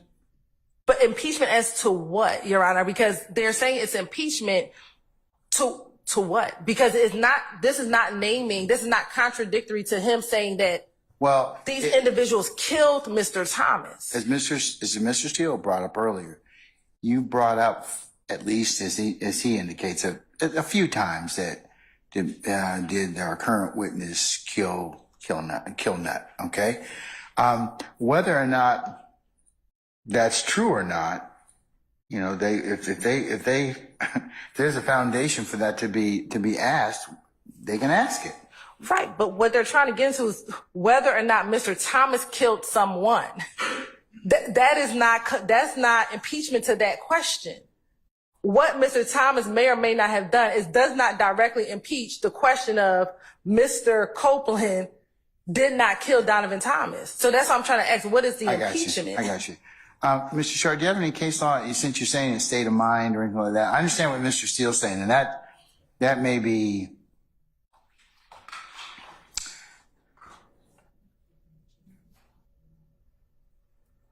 Does anybody have any type of transcript I can take a look at what was said? I can parse it out.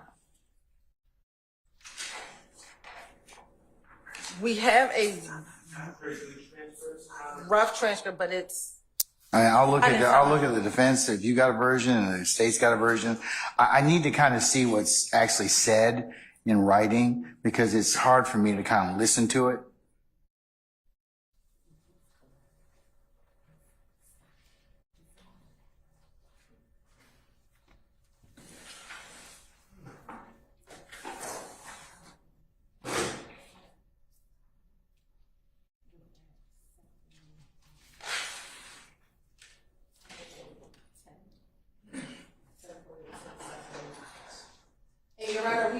I can resend I believe the court may have a copy of it, but I'll resend it to you. What do you mean? In Copy of the this transcript. ubiquitous Dropbox that I never accessed? No, we Okay. emailed it when we emailed the redactions, but I'll re-forward it to you, Your Honor. As long as you please re-forward it to everyone. So, We can give okay. you a copy of the one of this. Can I see it? Yes. Ms. Knight, do me a favor and show that to Mr. Sharp, please. And Mr. Sharp, do you have a version you'd like for me to look at? I'm trying to find it. We have different timestamps because it's based on different videos. So I'm working on that. Excuse me.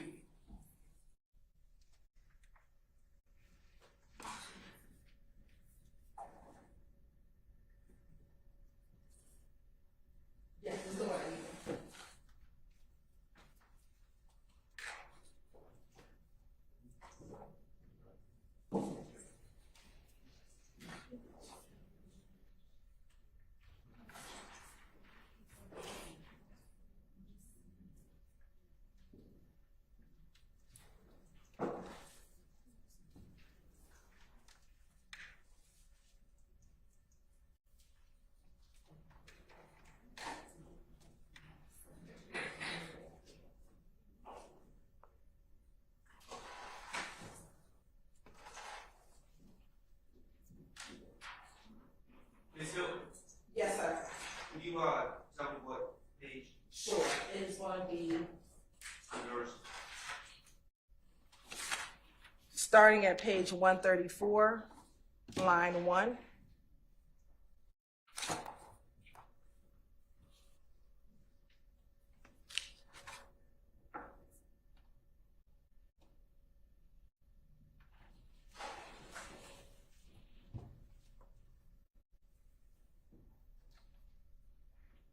Through 137, line 7.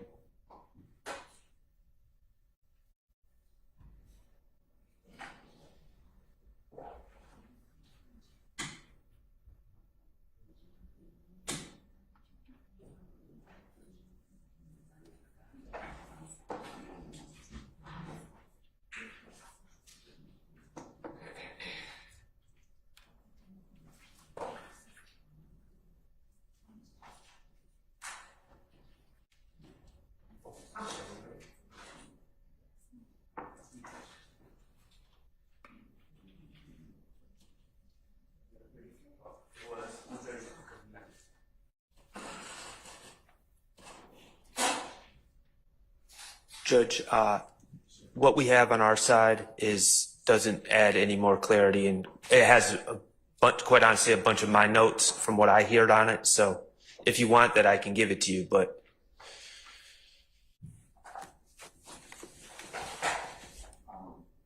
I don't want to look at your work product necessarily. I just want to kind of want to look at. both transcripts have a lot of unintelligible.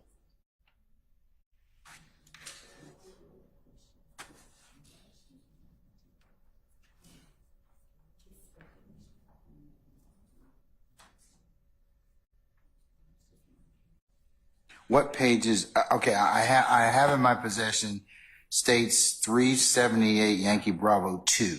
Okay,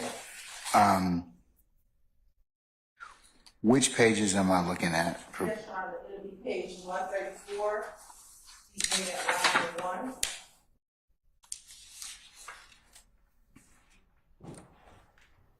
Going through page 137, line 9 to line 7. I tell you what I'll do, Mr. Sharp.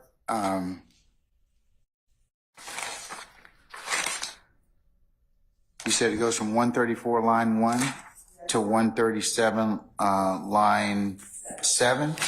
All right, Mr. Sharp. What I'm going to do is I'm going to listen to this. I'm going to listen to it. I'm going to follow the transcript, and then I'm going to take your copy. I'm going to listen to it again and follow it again. To see, okay, just to see if there's any more clarity or granularity. Okay. I'll let you look at my copy, but I don't think Only if you want me to. Only if you want me to. Okay. All right. Just so I make sure I hear. I try and get everything. All right. So go ahead and play from the video audio recording from 134 to 137.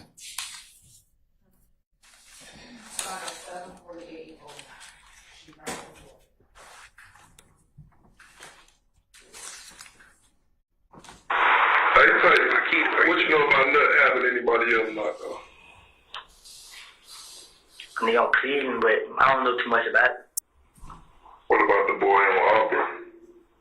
Who, Scooter. I heard something, but I heard something, but it wasn't much. It was just like, all that he did on California. Somebody had him killed. That's all I heard. All the Scooter did. But he robbing folks. But when he's come to the jail, like, I ain't said, but he's always, like, he's paranoid. Yeah. But I ain't know what he was doing. Right. You know what I'm saying? But he was paranoid when he's come to the jail. He was like, so I gotta go. Yeah. But everybody just come by the weed and hit the jail. What the hell wrong with these niggas? Yeah. Everybody painting them as a saint now. Huh? Everybody painting that as a saint. Like, yeah, like it's like people don't like me now. Like, I'm like, college girl. Be that trade, I'm like, it's here, like, who the dude on Cleveland you talking about? Some girl, like, it's damn. I think Neek just got shot. He didn't die, he just got shot. Neek, I don't know his name. But he did pieces like these here. You know what I'm saying? But I think I went wrong when I let go. No, like, I like check the car on the phone. You know what I'm saying? So I ended at 7:49. I just say that one time. Ended at 7:49:38. All right.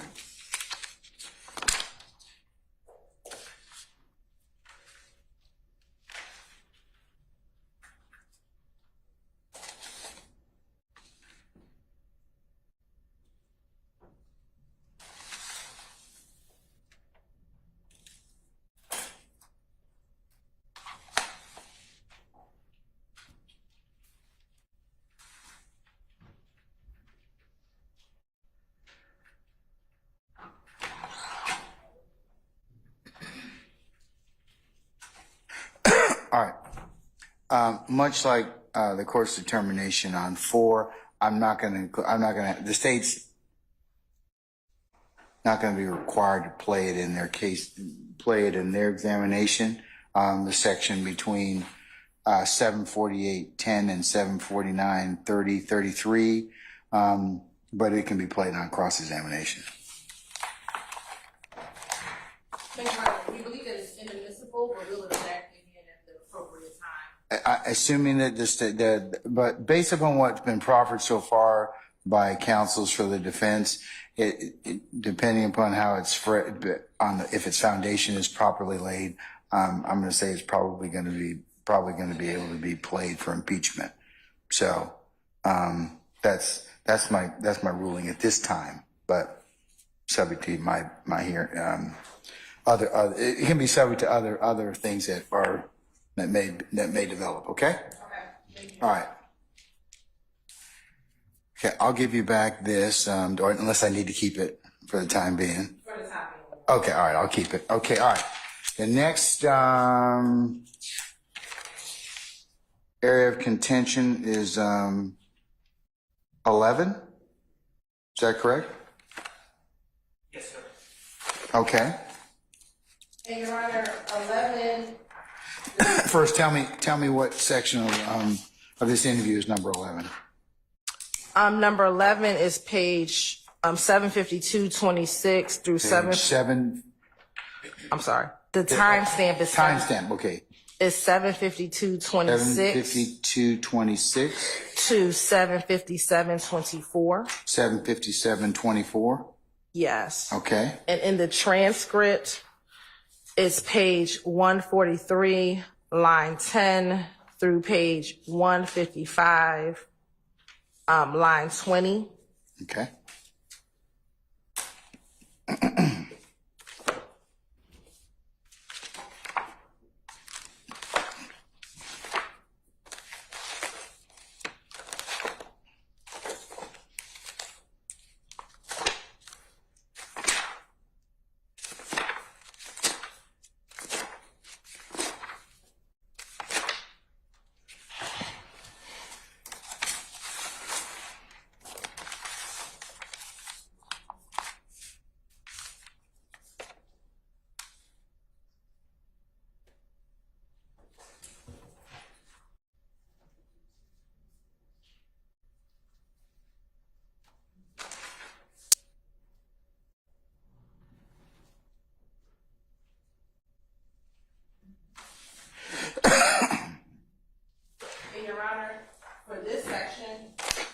is the section Mr. Shard and I talked about yesterday. We will pay this entire section except for 754.40 through 754.40 through 756.33. And the reason why we do not want to play that section is Mr. Copeland tells the police where his family lives across like the city, and we don't think that that portion is relevant. But other than that, we would play everything else except for the section where she's talking about where his family lives. Is it that they give addresses or do they give just generalized areas? Both. I mean, some he gives specific addresses, some it's generalized areas, but it's not relevant where his family stays. Mr. Sharp? Could we just play that 2-minute section just to make sure we're all on the same page? I do not want to play that out loud, so if they want to play it themselves, but I do not want, my whole purpose of not wanting to play this so that it doesn't get publicized. Can you all let me hear it? Sure, I have some earphones.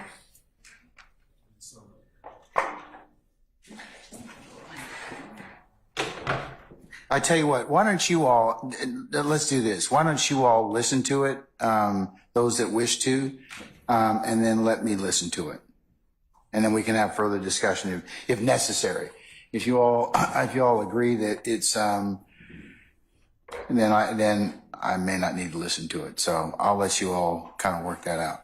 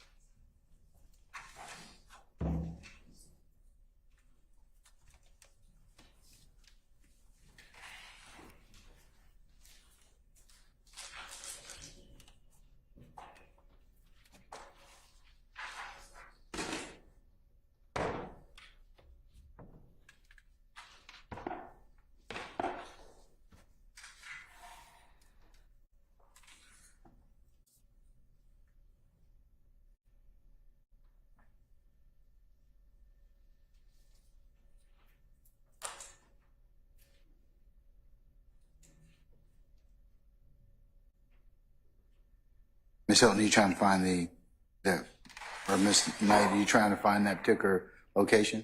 No, I have headphones. Why don't you all listen to it first with the defense, okay? I think they're listening to it now.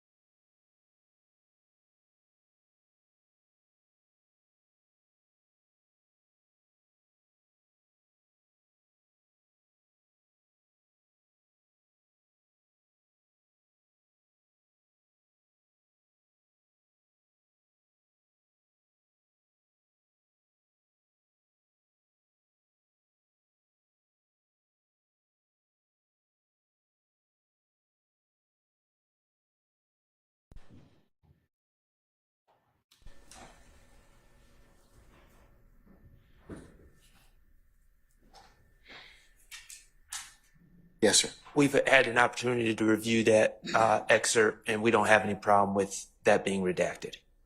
We think that's appropriate. Okay, so from 75440 to 75633, when he talks about where he lives and the addresses of his relatives, we're gonna cut Yes, all sir. that out. Yes, sir. Okay. All right. Is the state gonna play the rest of it? Yes. Okay. All right. Mr. Shart, any objection or any other defense counsel objection to the balance of it being played? Now, and the balance meaning from 752:26 to 757:24, other than 754:40 to 56:33, which is the addresses of the witnesses and his relatives. We're just good with the state's redactions right now.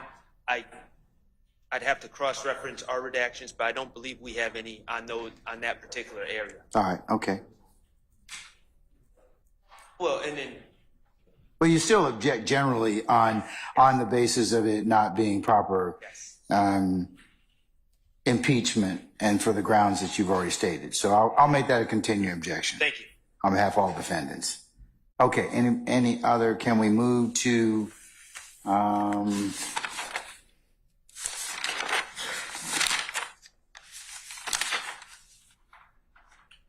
14, and there's a part of 14, as I understand, that you all disagree with. Is that correct?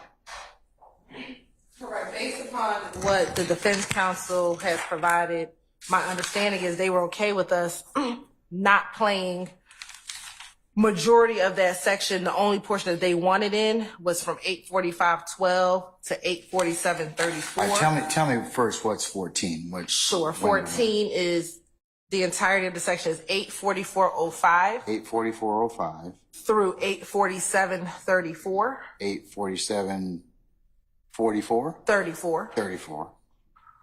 Okay.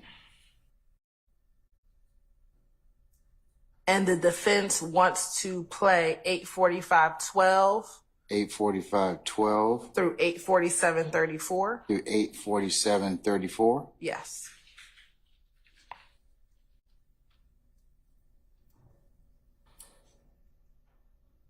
And again, the state does not intend to play it. If the defense chooses to, it theirs, we would object to relevance. Can I hear it to begin with, please? Yes. And then I'll let any defense counsel who wish to respond to it. But let me hear it first.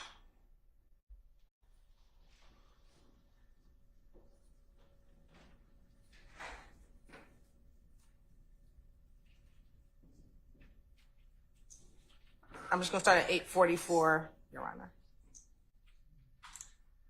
So you come around, there's a lot of playing going on. Everybody's playing, right? We got Yeah. He not gay as in. Gay. Yeah, but he gay as in with a drag queen, so yeah, he gay. He what? Yeah. But not too many people don't know What's that. that for a second? That happens over at Thug House. Yeah. Can you tell me what transcript references? Sure. So this is going to be page 242, line 22.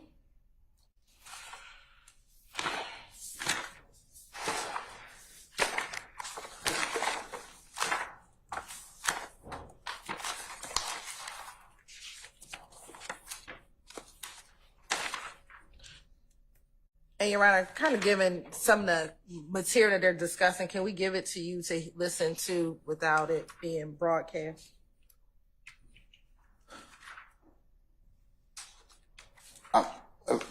First, give me the rest of the transcript. Sure, I'm sorry. 242, line 22 to which? Through page 247, line 1.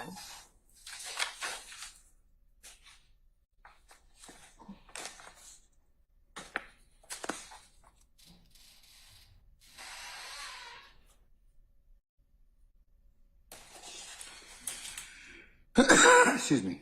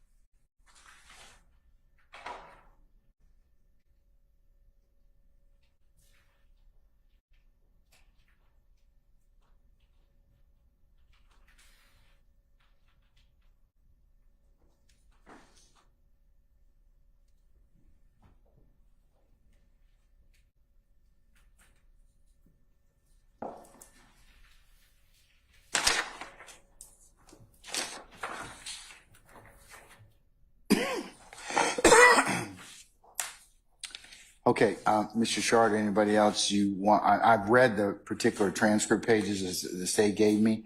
Do you wish for me to hear the audio, or is there any other argument as to what, do you want me to play? Do you want it to be included as part of the?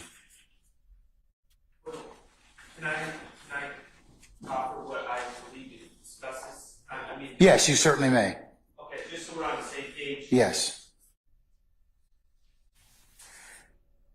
So.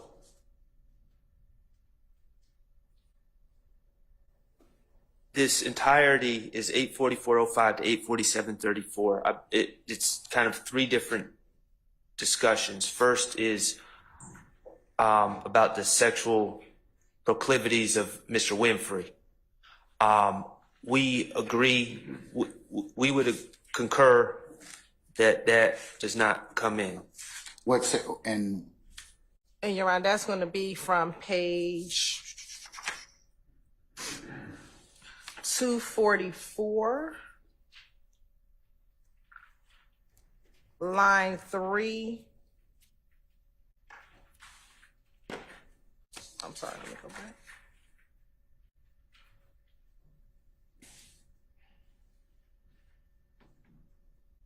Okay, I'm sorry. That would start at page 242, line 22. Through page 244, line 19. So you all are in agreement that that particular part is not going to be played? Yes, sir. Will be excised? Yes, sir. And I'm sorry, I apologize. Page 244 to line 6. Not line 19? Not line 19, but line 6. All right.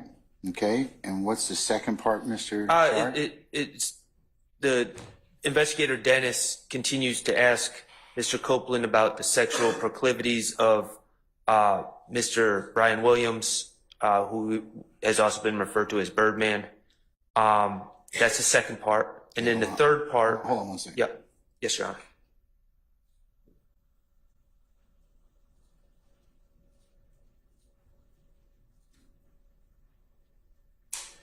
Okay, so number 2 is the purported sexual proclivities of Mr. Brian Birdman Williams, right? And what is that? What pages of transcript does that come from? That's page 244, line 6 through page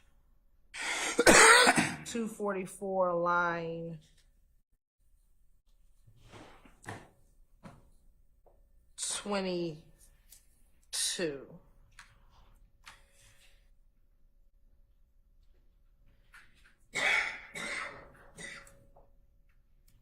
And just to be clear, there's nothing particularly shocking in the answer that Mr. Copeland gives regarding that gentleman. Just so we're clear. And then, All right, so does the state, do you wish for it to be? I do, because it adds context to what comes next, which is the third part is the sexual proclivities of Mr. Jeffrey Williams. And Well, I thought we talked about that already. no, that was about Mr. Winfrey, the first Mr. part. Winfrey.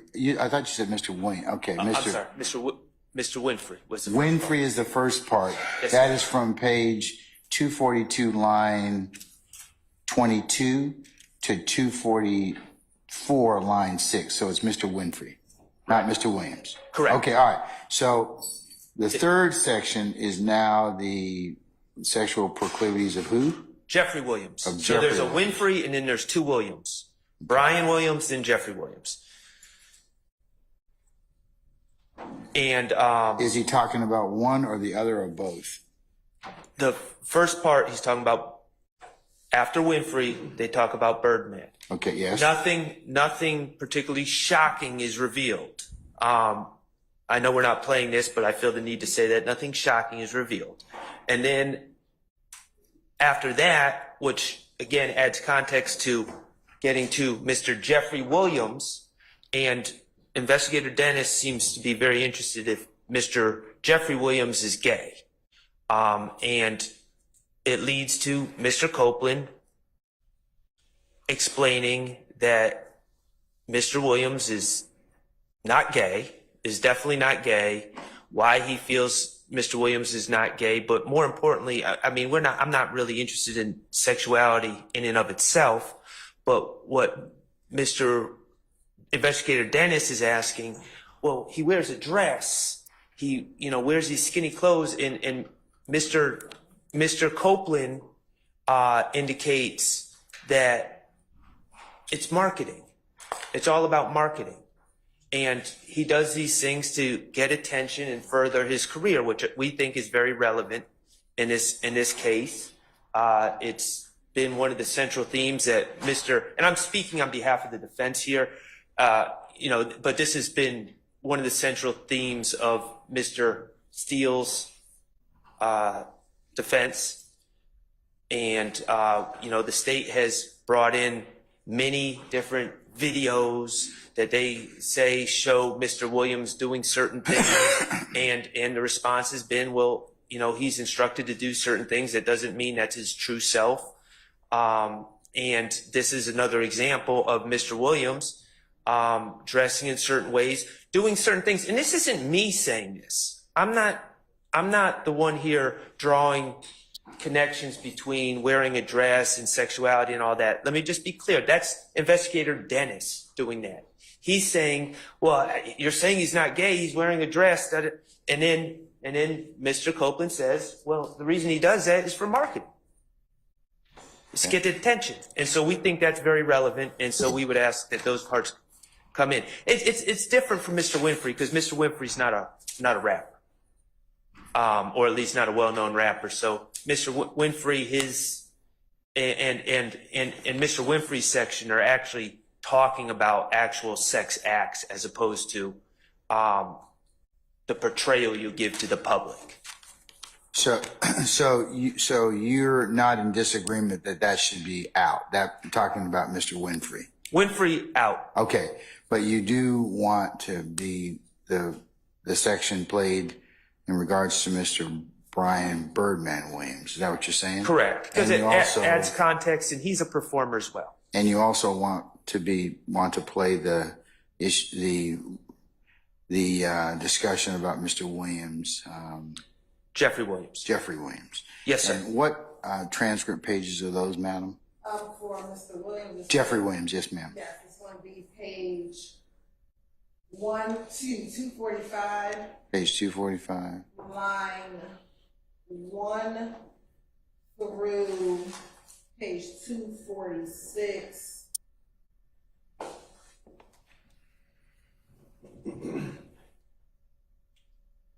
Excuse me. Through page 247. Line 9. All right.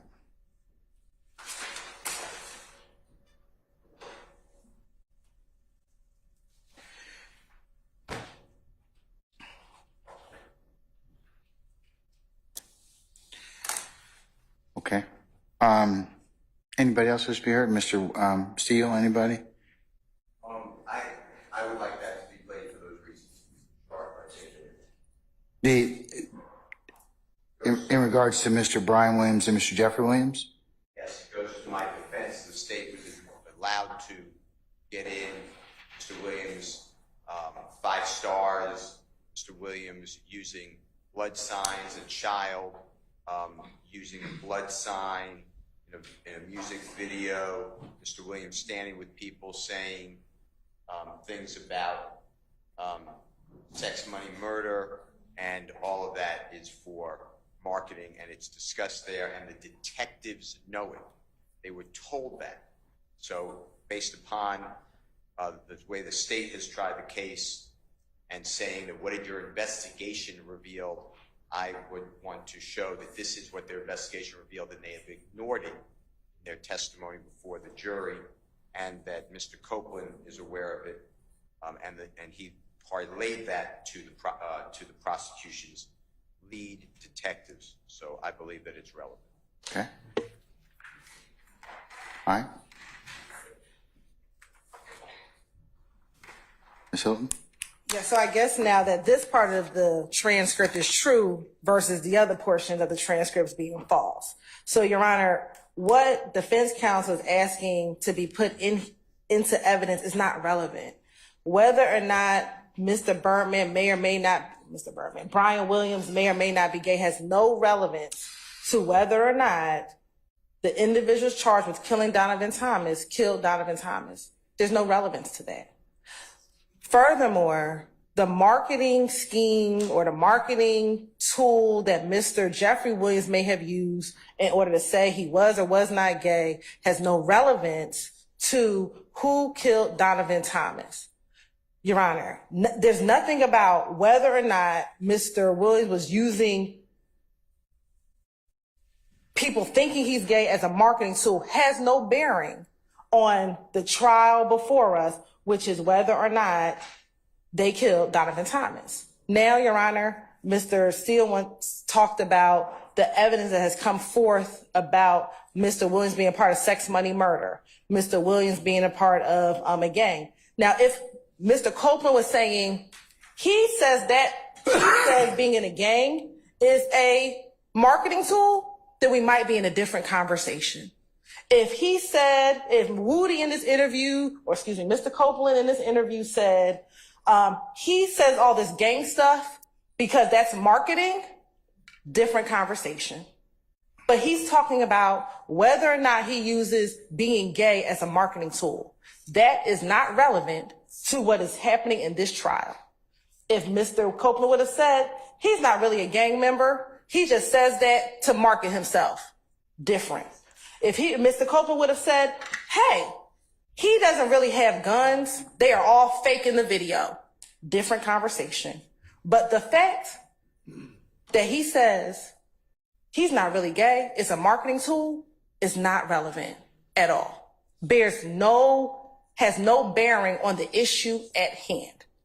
Therefore, Your Honor, it should not be played. It is not relevant. And we're not playing it, and we're asking the defense tries to play it, that it's inadmissible. It's not relevant for the issue at hand.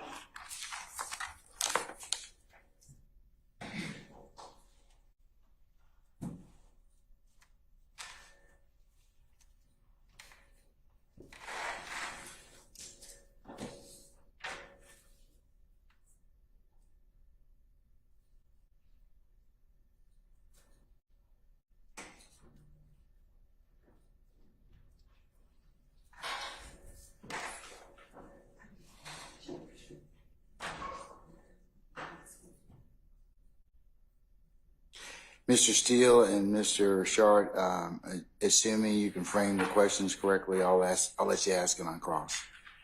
Okay? All right.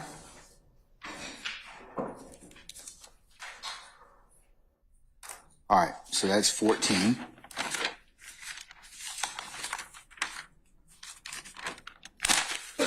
All right, and I think we have 16, is that correct? Yes, that's the last. Okay. For the state. Okay, all right. We're going to take up this, and then we'll take a short lunch break, and then defense, if you've got your parts marked or any other sections you want me to consider, I'll hear those at that point in time, okay? All right. So 16, what's 16 go from? It goes in from 906:37. 906:37. Through 917:20. Through 917:20. Yes, Your Honor. All right. And it's page 274, line 14, through page 291, line 20. Okay. All right. And the defense wants in 907:35. 907:35. Through 907:40. And also 908:12 through 910:50.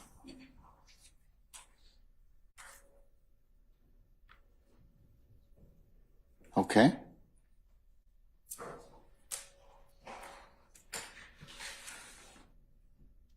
All right, so the defense wants in 907.35 through 907.40, and then 908.12 through 910.50. Is that correct? Yes. All right.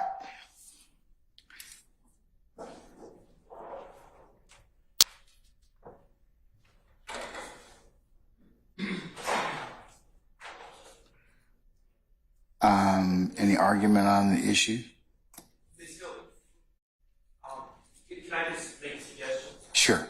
Since the disputed times are so close to the beginning of this, we just play it from 906:37, and then we'll get within a minute get to our first issue, so we just have context. And I would ask, we can play from 906 to 913 because I think that's the entirety of the section. Okay. You said you're going to play 906 To 913. to 913, about 7 minutes? Yes, Your Honor. Okay. All right, go ahead.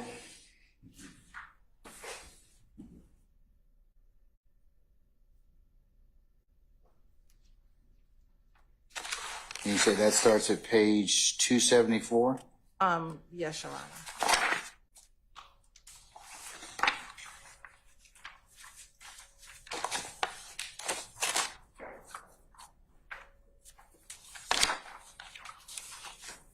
And it's going to start at 906:30. Be like, I'm on my way now. Let me get dressed. And then we gotta come. They say this is what I did, but it probably don't be true no more. But Lucy was having the guns at his house, and Kenneth was staying at this house. This can't be true. But what house? Lucy got the guns. Lucy got the guns put up for them. And At his mama house? I don't know what house it is. It's a picture of them. It's a video of them shooting pool. You know what I'm saying? Whatever house, Lucy kept hiding the guns. And Kenneth them standing over here. So whenever they do it, they go get the gun for Lucy, then they come. But Lucy don't stay in the hood. What, he got like a nice house somewhere? Yeah. And then that was it. Now that was before that. Mm-hmm. Now that Rich Homie Quan buying the guns for them. He got me confused. It's true. I ain't saying you ain't telling the truth. Rich Homie got me confused. But they show y'all right there. I ain't got no push. I ain't doing it. You know what I'm saying? Because though Rich Homie Quan, they still cool. Right. And I'm right there. I'm right there in the middle. You know what I'm saying? Right there with Rich Homie Quan, right there with Thug. And guess what? Rich Homie Quan come talk to me. You know what I'm saying? Yeah. And he's saying he got to do certain stuff because he's blood. But Rich Homie Quan, he want to get out, but he's scared. Bro, you want to get out, tell him you done, walk away. You're a fucking millionaire, bro. What you mean nigga do to you? Yeah. So I told him. You know what I'm saying? You gotta join this shit for protection, bro. You gotta stop on your own. And that's what I told him. But what you got to do to get out? You can just walk away? Where you got that much money, you just walk away? I walk away with no money. But I told him, man, y'all do what y'all gotta do. Fuck y'all. Yeah. I walk right away. You know what I'm saying? What? What y'all mad about? What y'all, you know what I'm saying? Now they mad. Ain't no nigga gonna tell me to go do shit I don't want to do. Right. Ain't no nigga gonna run me. I'm not releasing no nigga in jail. Ain't no in hell. So you mama ain't got no say. Ain't nobody got no say. I'm gonna do what I want to do. They nigga can't tell me nothing. So, if you don't want to walk away, deal with it. And that's what he's going to do. He deals with it. He was sitting right there telling me stuff. He on the treadmill. He on the treadmill just running. Yeah. Like, he's terrified. Like, Rich Homie Quan is so terrified. Like, how he was talking, he was so scared. Like, what you scared for, bro? You know what I'm saying? Like, man, go throw up my brother. And I'm over here with these niggas, you know what I'm saying? He caught in the middle. Like, man, you and Thug doing the show together. Is he safe? You should have seen the shit Rich Homie Quan did. He put on Thug's shoes. Like, what the hell? Putting on his shoes. He put on his shoes. Putting his shoes on his foot. He took his shoes off, put Thug's shoes on, and said, well, I like these. Like, he just threw it. The shit he was doing, like, he was trying to make Thug feel comfortable with me. Yeah. You know what I'm saying? Like we family. Yeah, Like, I'm him turn on you. like you would have Rich on McCormick perform. But all the songs he performed were like his gangster song, like him rapping talking like what his song he made. I ain't never been a fuck nigga. He rapped all his song like that. And Thug was in the back. Thug wasn't supposed to perform. But Birdman let Thug perform. So Thug and Rich came out. So they played Thug and Rich on the corner. Rich on in the front. Thug come through the back. So when Thug first came up, Thug come out of nowhere. And Rich didn't know he was gonna come on stage. Rich already know. Rich was like what? Now Rich like, hey. Now he done got real cool. Yeah, he Thug. Now they rapping all on stage. Now he talking about Thug. But he never did before he seen Thug. Right. You know what I'm saying? So as the whole time he was doing it, now Thug on now, he had this and that, this and that. No. Then beside that, I'll tell you what I did. When after this guy couldn't perform, like he was walking me through it like he was happy to be around through it. Right. Got outside. So he went to the White House, got a tour at the White House. In Miami. Now they got a tour with a drag queen.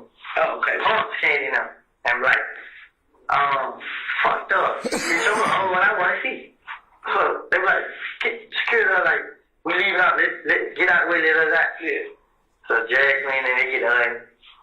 But anyway, Rich on the corner, somebody hit his cuff. And he probably got fight with them because they try to hit and run. And Rich on the corner said, what y'all bring the guns down here for if you ain't gonna use it? I'm like, I heard him say that, what the hell? He won't.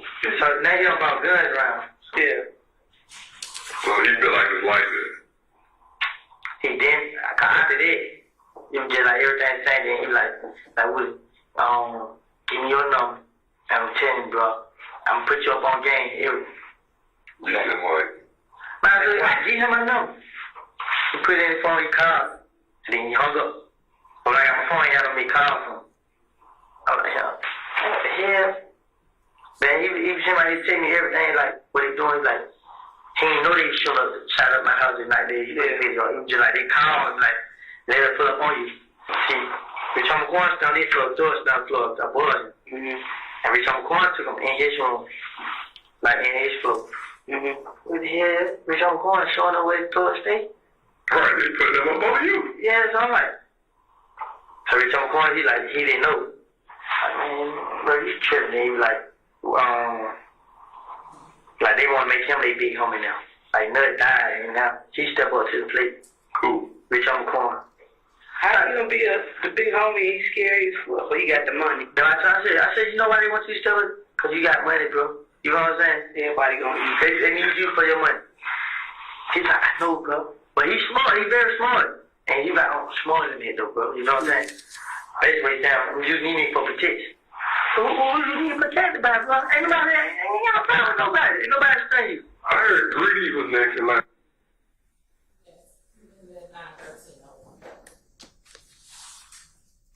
Okay.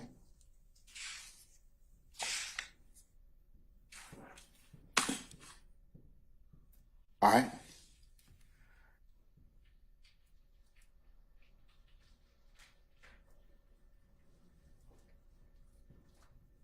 So, speaking for myself, for Mr. Stillwell, the 90735 to 90745, we had it as 40, but I think it's more accurately to 45.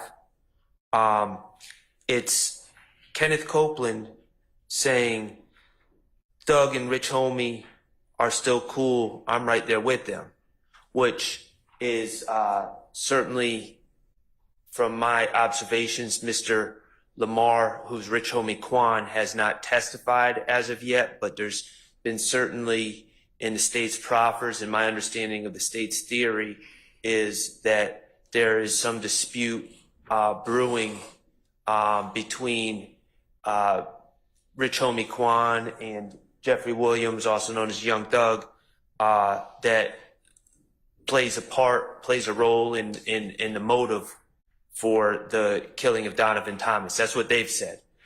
So the relationship between Jeffrey Williams and Rich Homie Quan is very much at issue.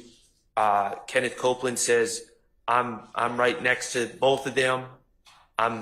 I see it. These are his observations. So we think that that's very relevant. That should be included. 908.12 to 910.50. One more time. 908. You said 908.12 to 910.50. There's two things that are relevant about that. Mr. Copeland reacts or says he reacts kind of mystified at Mr.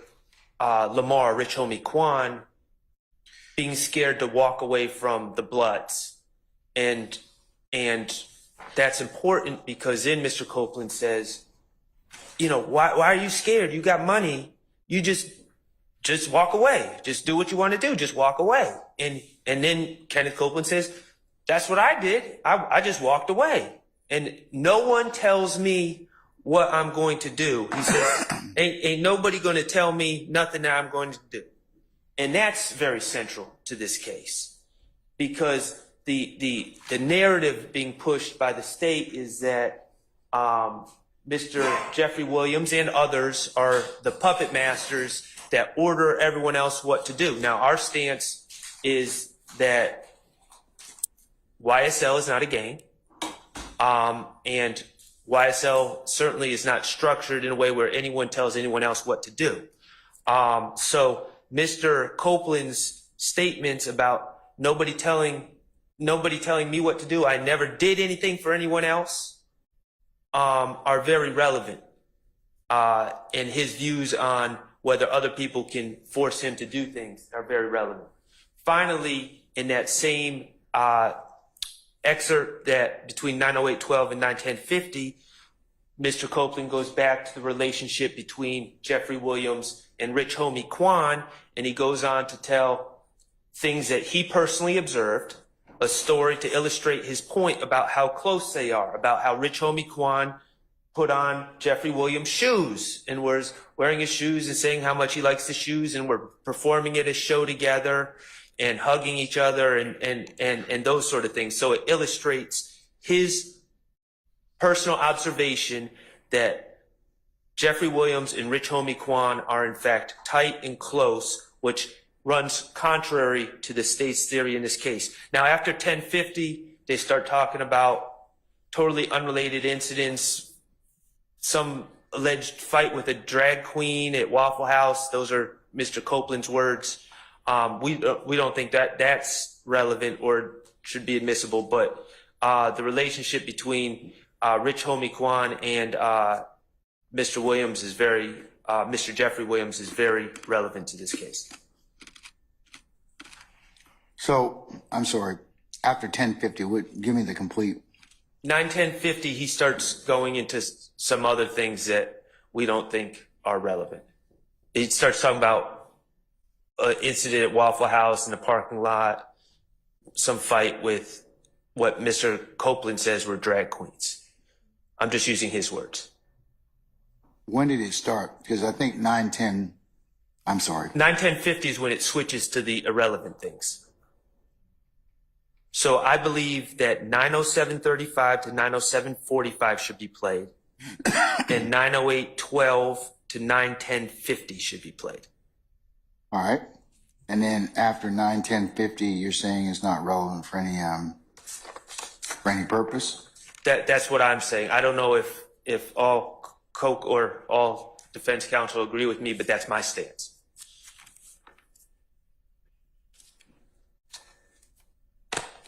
All right.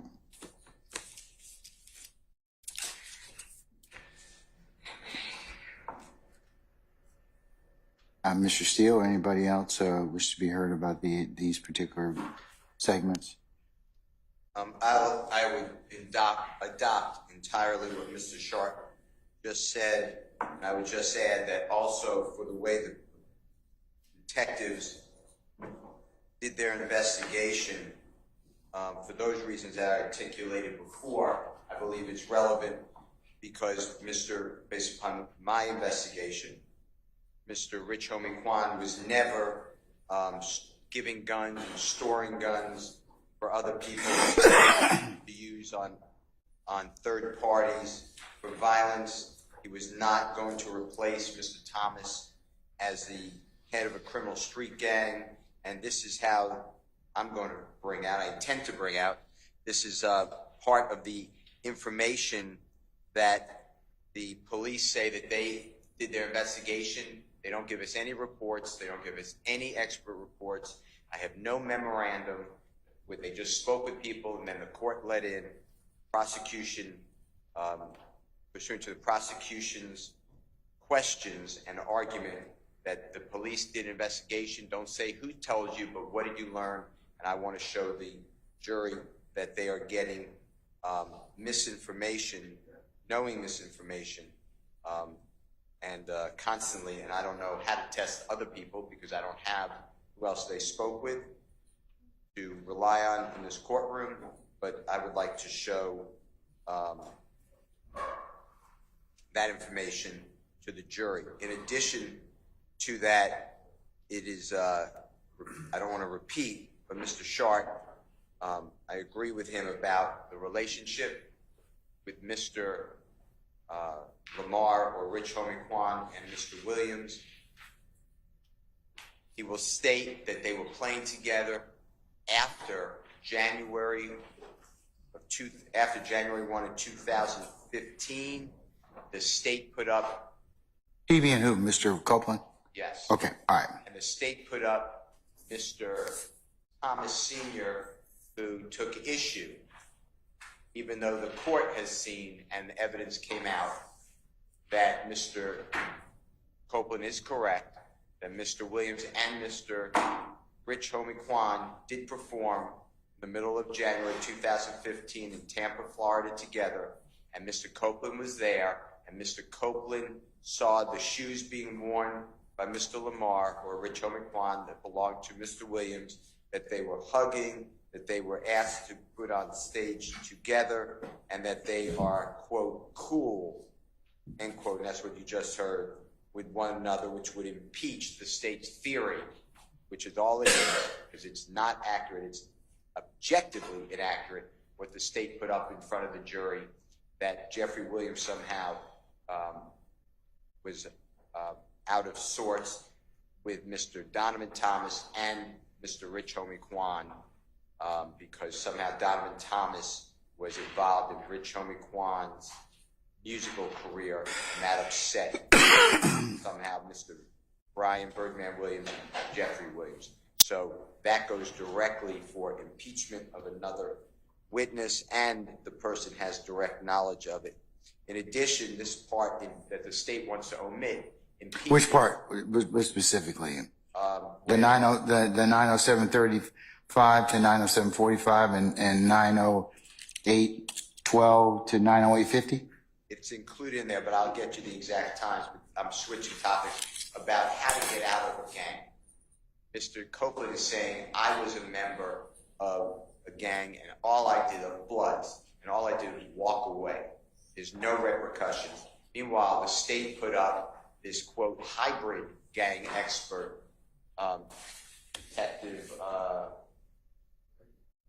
very first witness of the case, Belknap, to say that this hybrid gang has its own structure and it's a little fluid, yet Mr. Copeland is explaining how you just walk away, one, and two, he doesn't take any orders from anyone at any time, which is against what the state is saying, how Mr. Williams is somehow if you remember the opening statement of Lawyer Love, he was the wolf, called him a wolf.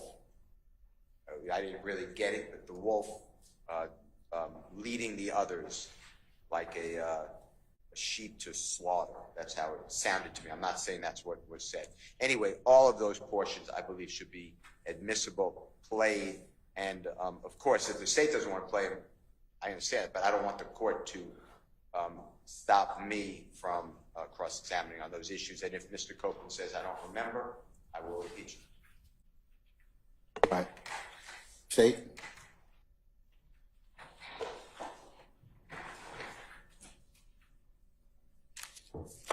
Your Honor, the state I'm going to has... assume you're not going to play in your direct. Is that right? No, we will.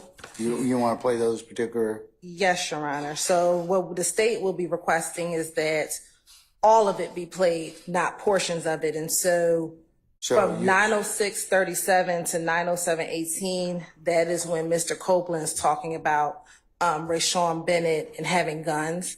That part we would keep out, but everything that has to deal with Rich Homie Quan, we would ask to be played. So that would be from 907:18, or we will play, excuse me. That'll be from 907:18 to 910:50. That's the first portion. We will redact the portion about the Waffle House and the drag queens because That's after 10. That's 9:10:50 to 9:11:30. to 9:11:30. Yes. Okay. And then we'll play from 9:11:31 to 9:13. What's represented in that particular That is section? some further conversation about the relationship with Rich Homie Quan. That's going to be on from page 281, line 24, through 284, line 7. Okay. And then after from 913 to 917:20, we would ask to continue to be that we will redact, or we won't play that So portion. you said 9:13 to 9:17. 20, yes, Your Honor. We will not play. And Your Honor, this motion again, I think Mr. Steele has said it on multiple occasions that he's trying to impeach what the investigators did or their investigation. Your Honor, what the court will hear in this interview, as well as the February 28th interview, February 21st interview, and the June 10th interview, is that our investigators, Dennis and Gaither, consistently say to Mr. Copeland, what you're telling me here, we have to verify. We have to get other evidence, and we can't just take what you're saying here as gospel. We have to verify it. So when they talk about on the stand that they had other parts of their investigation that they could not speak about, they tried to verify anything that Mr. Copeland said occurred, whether that was by phone records, whether that was by other independent evidence. And so when Mr. Steele continues to say, we're trying to impeach or to show the jury that this was all their investigation, it is not. What they talked about in these interview rooms, they didn't just run with it. They made sure they could corroborate it in a number of different ways. For example, even with Mr. Copeland here, when he was arrested for having a gun, they didn't take out charges immediately. They found videotapes. They did other parts of their investigation. So this notion that all the detectives did was take what Mr. Copeland said and then swore out warrants is an incorrect statement about how this investigation took place. All right. And so we agree that we're going to let in those portions of this particular interview. All right. Mr. Shard, it looks like that the state's going to omit the portion with the purported fight with a drag queen from 9:10:50 to 9:11:30. And it seems like they're not going to play 9:13 to 9:17. Do you have any disagreement, or you want to be heard any further in that respect? It sounds like also they're not going to play. It sounds like they're also not planning on playing 906:37 and 907:35. Correct? I don't. Are you, madam? From 906:37 to 907:18. You're not going to play. We will not. Okay. Well, Do you wish to have that played? That's the very beginning of the tape. So It's talking about Rayshawn Bennett having guns at his house. the parts that they're seeking to omit deal more with Mr. Steele's argument about their investigation. So I'm going to allow him to respond to that. It's the same thing. If Mr. Copeland is lying to the police, then that is relevant. He is saying that Mr. Bennett is housing guns at his home. I'm going to challenge him because I don't believe he has any information on that, but that's what he alleged to the police. So it is another way of showing that Mr. Copeland is a liar to the police. He has lied about Mr. Williams being involved in these crimes, and I don't know how that is being excluded. He said he has personal observation. He did not say, I heard about it, I'm speculating, I'm making it up. He said Mr. Bennett, who's known as Lucci, YFN Lucci, is providing guns to his gang members, something to that effect. That's not the way he said it, but that's what he was housing guns in his home. So I would like to cross-examine on that and play that in court. Okay. Oh, and one other. Yes, sir. I apologize.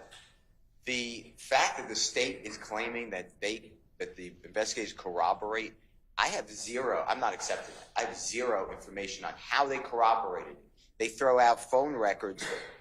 They said earlier that the phone records support Mr. Copeland's supposed alibi. That's not accurate. But we can let the jury decide. But I'm not accepting when I don't know how the police, I have no reports how they went out and said, okay, Mr. Bennett has guns at his home. Well, we found out that that's true. Well, we found out that that's not true. We spoke with this person. We have a video. I don't have any of that. I'm stuck with law enforcement saying, we go through these 6 criteria in policy, which I objected to under Olson, O-L-S. I think it's O-N, but it might be E-N, versus state decided this year. It was done by the Honorable Don Samuel case by the Georgia Court of Appeals. Judge Rickman, the Chief Judge Rickman, or then Chief Judge Rickman, wrote the opinion. And the policy doesn't matter. So I'm stuck with this, I don't know what we'd call it, this expert who just says, don't challenge me, but I corroborate it. I'm not going to tell you how I corroborate it, but just believe it. And now I am challenging it through the way they conduct this investigation. This conversation, if this is how the City of Atlanta Police Department experts conducted all their investigations, it's all, what did you hear? What did you think? And that's what I want the jury to take into consideration. So I would like to put in probably a false allegation against Mr. Bennett. But either way, false or not false, it's relevant to me. And I don't know under what theory it is being excluded, because Mr. Bennett is a supposed victim in the case. He's supposedly a gang member. He was charged in another division in your courthouse before the Honorable Judge Cox. He entered a guilty plea in 2024. I don't remember the date, maybe in January of this year. He is in custody. He got a 10-year sentence. Supposedly, and we need that, by the way, the district attorney's office wrote a letter to the parole board on his behalf for early release. That's Brady evidence, because he's a witness on the witness list. And I don't have any of that, but I don't understand why it's not coming in. This is how the investigation is conducted, and Mr. Copeland that there are guns at the man's house to use offensively against other people in a criminal street gang. Everyone has guns at their house, but this is in a context of a criminal having guns at his house, and it's another false allegation by Mr. Copeland. So for all those reasons, I would ask that it not be excluded. I just want to correct the record because I'm not sure what Mr. Steele's talking about. So what Mr. Copeland says here, and he says it very clearly, is that Lucci was having the guns in his house. He said, this comes from Trevia. So this is what he says. He says, this comes from Trevia. Trevia is a young lady who was dating Shell Kell and an individual by the name of Antonio Sledge. So again, he's relaying information that he's hearing. Mr. Copeland did not say to either of these investigators, I know for a fact Lucci has guns in his home. What he said was, this came from Trevia. Regardless, Your Honor, the portion about Lucci, if their whole argument is they want to show that Rich Homie Quan and Mr. Williams were friends during this time period, that's everything after 906. That's everything after 907-18. Either What they said is relevant is the fact that there was a relationship with Rich Homie Quan and Mr. Williams sometime in January of 2015. Whether or not Lucci had guns at his house and that Trivia told Copeland that Lucci had guns in his house is not relevant. If they want to cross him on that at some other time, then we will object at that time if necessary. But for the state's purpose, we're not playing it. If they choose to play it, we'll object at the appropriate time.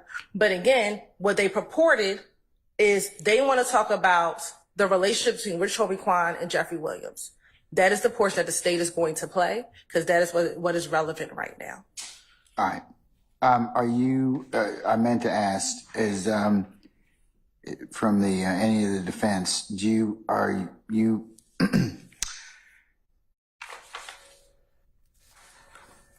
are you in agreement or disagreement with the state about anything that's played between 9/13 and 9/17?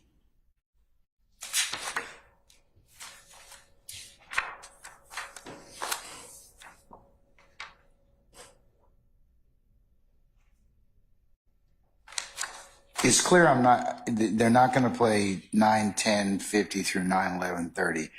The issue with the drag queen, the fight with the drag queen. They're not playing that. But I'm trying to just figure out whether or not, because what I hear the state saying is, and I hear the defense saying is, there are these issues that they are going to play, in regards to Copeland, Rich Homie Quan, the relationship that you've mentioned from 907:35 to 907:45, and then 908 to 908:12 or thereabouts to 908:50, and then they're going to play 911:31 to 913. So, Mr. Shard or Mr. Steele or anybody else, any issues with anything from 913, 917 that you want to have argument about or discussion?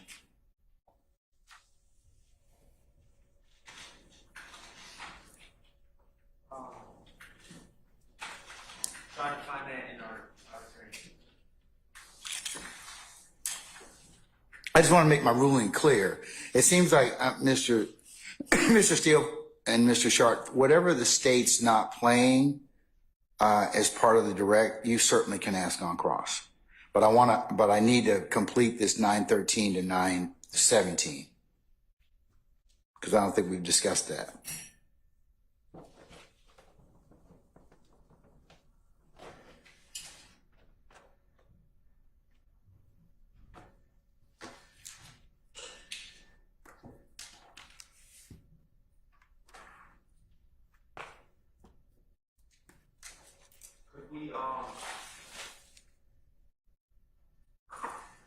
Would you allow us to briefly listen to that exact portion and answer that question out? You want to play it?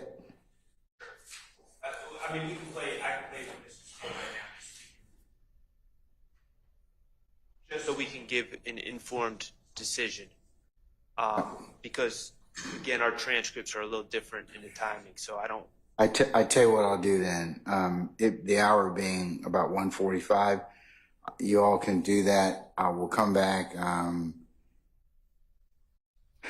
at 2:45, and then that'll be the first item of business we'll take up. Okay? Is that? And then also, if you have any other parts of this particular interview that you wish to be discuss or include, or for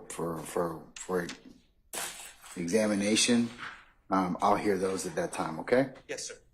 Thank you. All right. So we're going to be in recess until 2:45.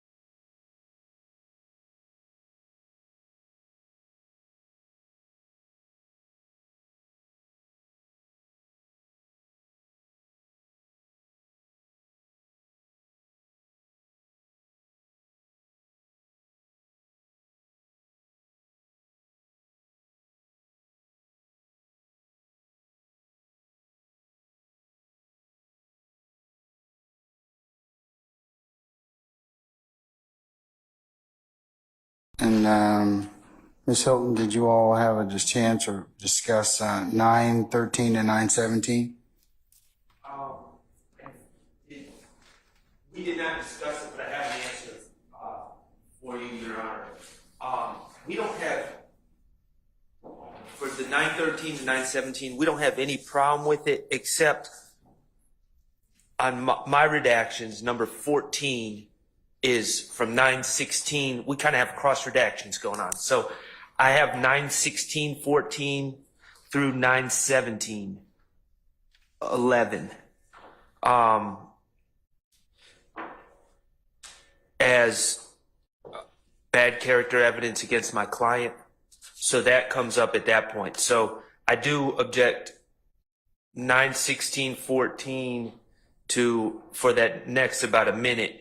But from the 913 to 916.14, I don't have any problem with. Was the state going to play 913 to 917 at all?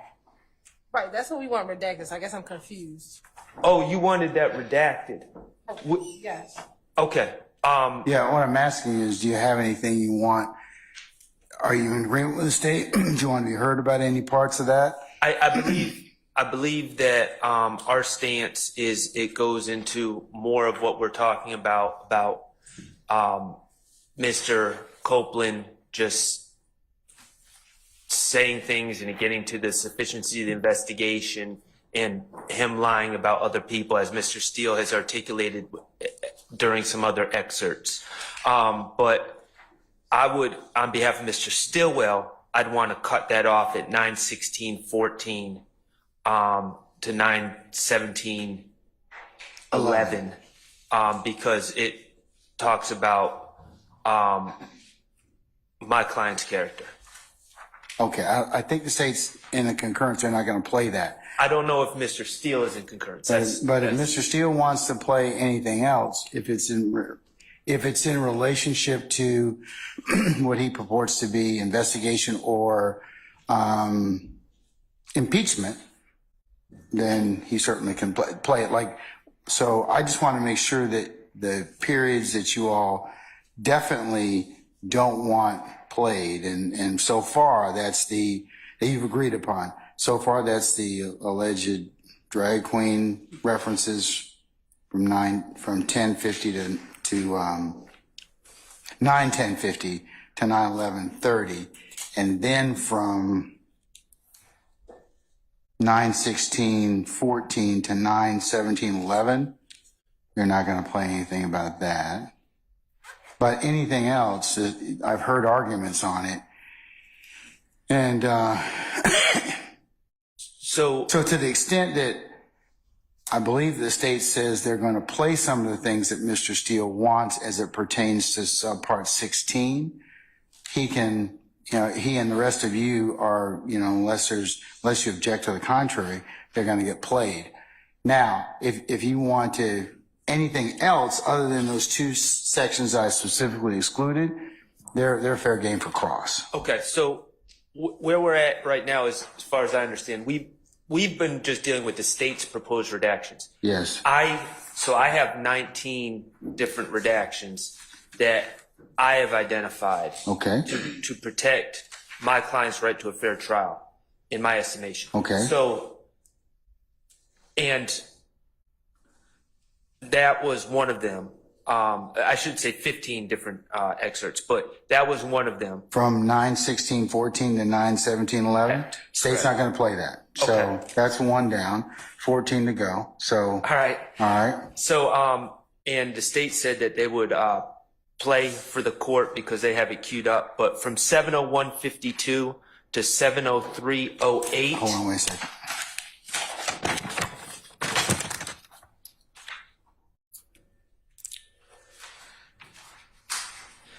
What one? 701:52 to 703:08. It's a discussion where Kenneth Copeland is pontificating about possible reasons for there to be a beef between Bloody J and Mr. Williams, and Mr. Copeland is saying he has two sources of hearsay information, one being Bloody J, one being apparently one of Mr. Williams' sisters, where Mr. Copeland is saying, what I've been told is that Bloody J called Mr. Williams gay, and Mr. Williams holds a grudge because of that, and that Mr. Brian Williams is willing to sign Bloody J, but Mr. Jeffrey Williams has to give the go-ahead for that signing to happen, and essentially that Mr. Jeffrey Williams is preventing Mr. Brian Williams from signing Bloody J. But it's all based on things he's been told by the unidentified sister of Mr. Jeffrey Williams and by Bloody J, who my understanding is not testifying. So it's not based on personal knowledge by Kenneth Copeland. So that's what's discussed in that excerpt that I believe should be excluded. And Ms. Hilton's been very responsive and helpful in this process, but I don't know necessarily what the state's stance on some of these things are. I will find out. Madam? Yes, Your Honor. So the entire section that Mr. Talking 701.52 to 703.08? Yes, is what defense will like out. The state has no issue with 702.26 to 703.08. That is a whole nother conversation about Bloody J allegedly stating that Mr. Williams may be gay, and that was the part of their beef. We don't want that in, so we have no issue with that. So do I need to hear from 701.52 to 702.26? Yes. Which is the part in contention? Yes. All right, can I hear that or see it? Yes.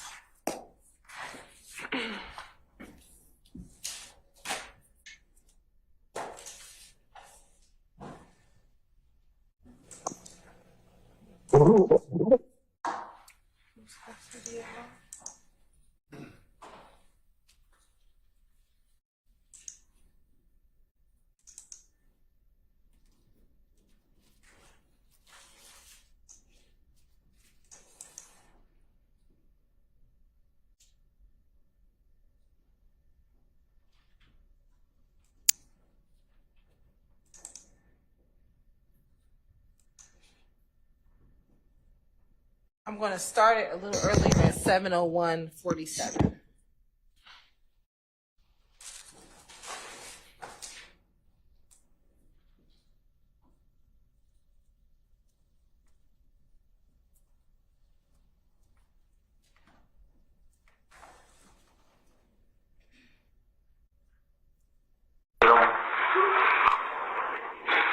So, what happened with Bloody J? Not to be like, when he cool with Doug and them boys? Who? Bloody J. Yeah. Why? So what, when you said you were trying to hook them back up, what happened? Like, did they fall out? Was it a beef?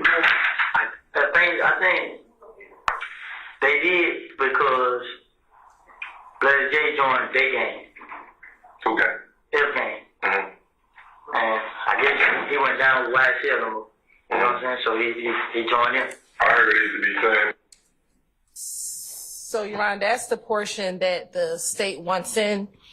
And the reason why we want this portion in, Your Honor, is if you hear what Woody says, he talks about previously, and it was either in this interview earlier or in the January 11th interview, he talks about the fact that he had to bring Bloody J and Thug together, and that he would invite Bloody J to different events. So I think he mentions, like, I would tell Bloody J, if Mr. Williams was performing at Blue Flame, come through the Blue Flame, come to these places so you can get back in good graces with them. And so when they ask him what happened with Bloody J, he's now explaining what the severance was between Bloody J.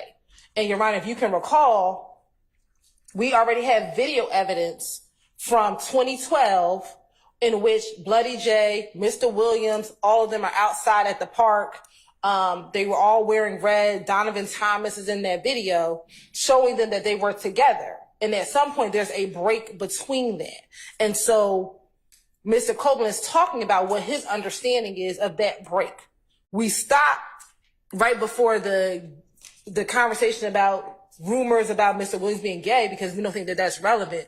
But the fact that he talks about Bloody J went with If Gang and maybe was a part of YSL at some point is important and relevant given the context of the rest of the evidence that has come in. One, that 2012 video, and two, in the context of this, I believe it is this interview. Earlier in the interview, he talks about the fact that he used to tell Bloody J to come around in order to get back into good graces. So we believe that is relevant and it gives context to what he said earlier.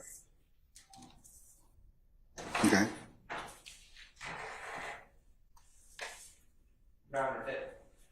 Oh, and one other thing, and we talk about this idea like it's based on rumors. Well, everything the court is getting ready to allow the defense to do on cross-examination is based on what he heard. So that to me is not a valid argument. If they're going to come back here to say, well, this beef is based upon what he heard. Well, everything that the defense has literally just asked for you to let in is based upon what he heard. Like literally what we litigated for the last 2 hours is based upon what other people told him and what he heard on the street. All right. Ms. Sharp. So, regarding the beginning part that the state still intends. 701.52 to 702.26. Yes, sir. My argument would be, I mean, he's saying, I guess this, I guess that. It sounds like he's speculating to me. So that would be speculation. So we feel that it should all be redacted.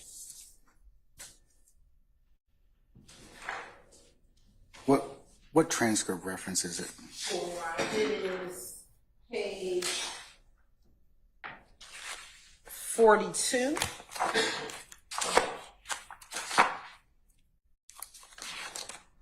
And beginning at line 3 to page 43, line 2.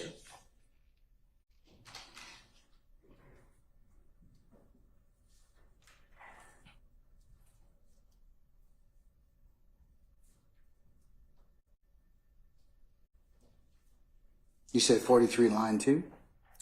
Page 42, line 3 through page 43, line 2.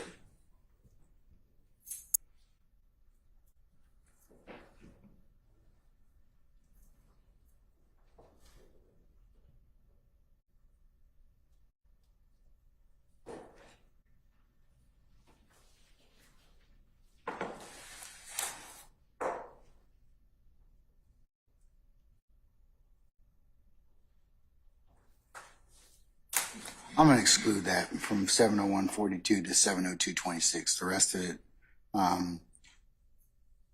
can be played. And I believe you all have excluded, actually, you've excluded 702.26 to 703.08 by agreement. Is there anything else in that segment that I need to rule upon? Can I understand the court's ruling? So I'm going to exclude 701.52 to 702.26. can we understand what the basis is?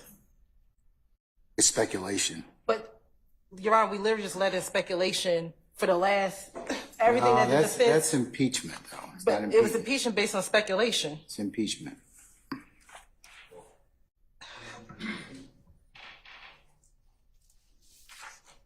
And what part is the court believing in speculation?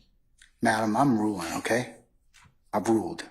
701.52 to 702.26 is not going to be played. Okay? You all have agreed upon 702.26 to 703.08 to be excluded. So is there anything else in that particular segment that I need to resolve? That should take care of it, right? For that Yes, ma'am. area, yes, Your Honor. Okay, all right. Next portion. second time period, I believe that we may be in agreement with the state about this. It's 703.16 to 704.36. It's discussion about Kenneth Copeland's girlfriend named Deshawn at the time, her stepfather. It's discussion about her stepfather. And I don't think it has any relevance in this case. And I think we're in agreement with that. Is that correct, Ms. Hilton? Yes. Okay. So that would be 703.16 to 704.36. Is that going to be excluded, Ms. Hilton? Yes. Okay, all right. Next period. The next period was 723.49 to 730.23, I believe. We're going to 730.23, yes, and we're going to withdraw our request. withdrawn. Your Honor, I think this is covered from what we discussed earlier. In which section? It may be. This is the entire number 4, I believe, One. or at least portion of number 4. Yeah, we covered that in number 4, so already. Because number 4 is 722 to 724.54. Yes, Your Honor. The only difference was there's the certain, and earlier you ruled we can play it. What's The part where Mr. Copeland does not. Basically, the state in their suggested redaction was started earlier to take out the part about Kenneth Copeland having the opportunity to say what he supposedly learned on January 10th, but not saying it, and you ruled in our favor on that. And so you're going to be able to cross on that. right. Yes. Okay. And I want to be clear because this entire portion, 723.49 through 730.23, although they're withdrawing it, it covers what was number 4 and number 5 on the state's redaction. So we won't be playing it because our understanding is the defense agrees with 5. There was no dispute as to 5. Yeah, we didn't. Yeah, 5. There's no disagreement on 5. 5. The only disagreements I had were 4, 9, 11, 14, and 16. Correct. So I just want to be clear that although they're withdrawing it, the number 3 is inclusive of what's in 4 and 5 on the state's redaction. Number 3 in terms of what? What are you talking Number about? 3 on the defenses. Was he Number calling- 3 is, I'm sorry, I may have misnumbered it, but 1 is the, well, how do you have it? Did you get the email that I sent to defense with the defendant's proposed redactions?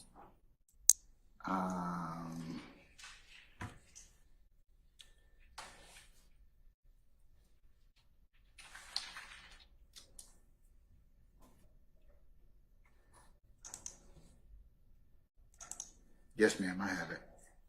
So that may make it easier. Which one is the defense, though? So the entire document that I just emailed at lunch is all the defenses,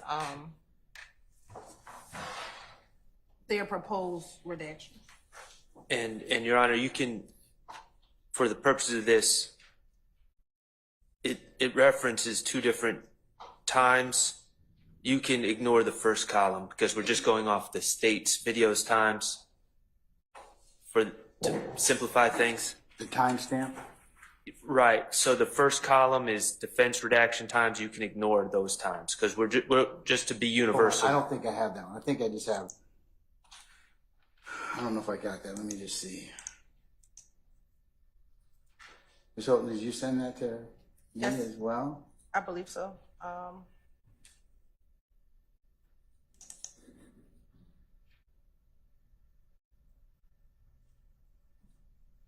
I have it now. Let's see. Yeah, it was sent at 2:22.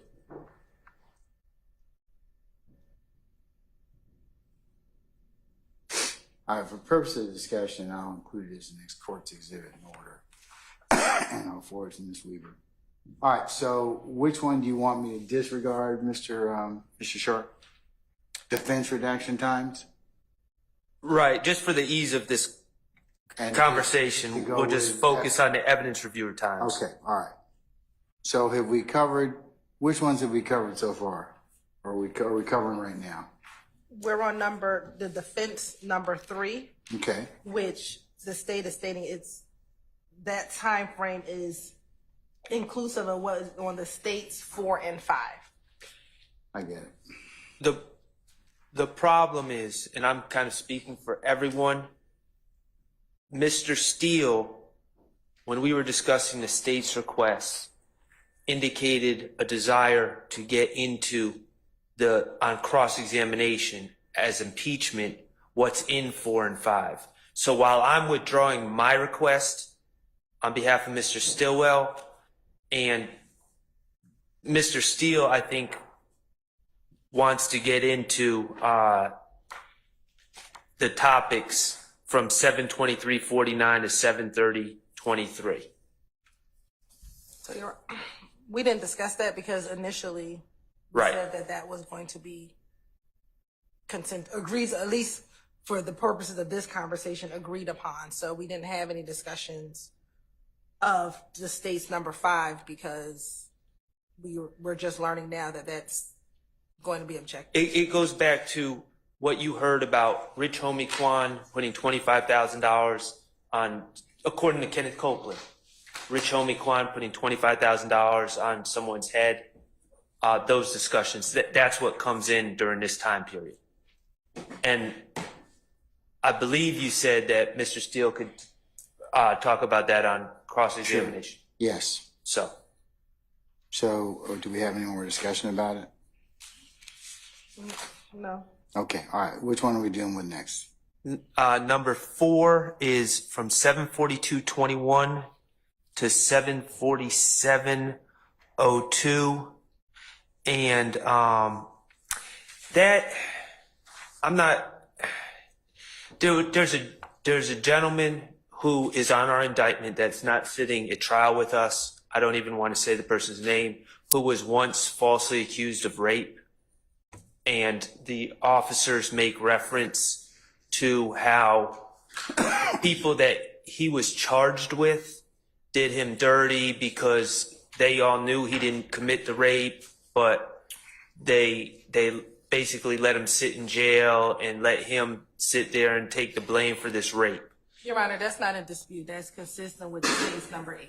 Okay. I'm sorry, Ms. Hilton, I didn't quite hear the last thing you said. It's not in dispute. Not in What? dispute. It's consistent with the state's number 8.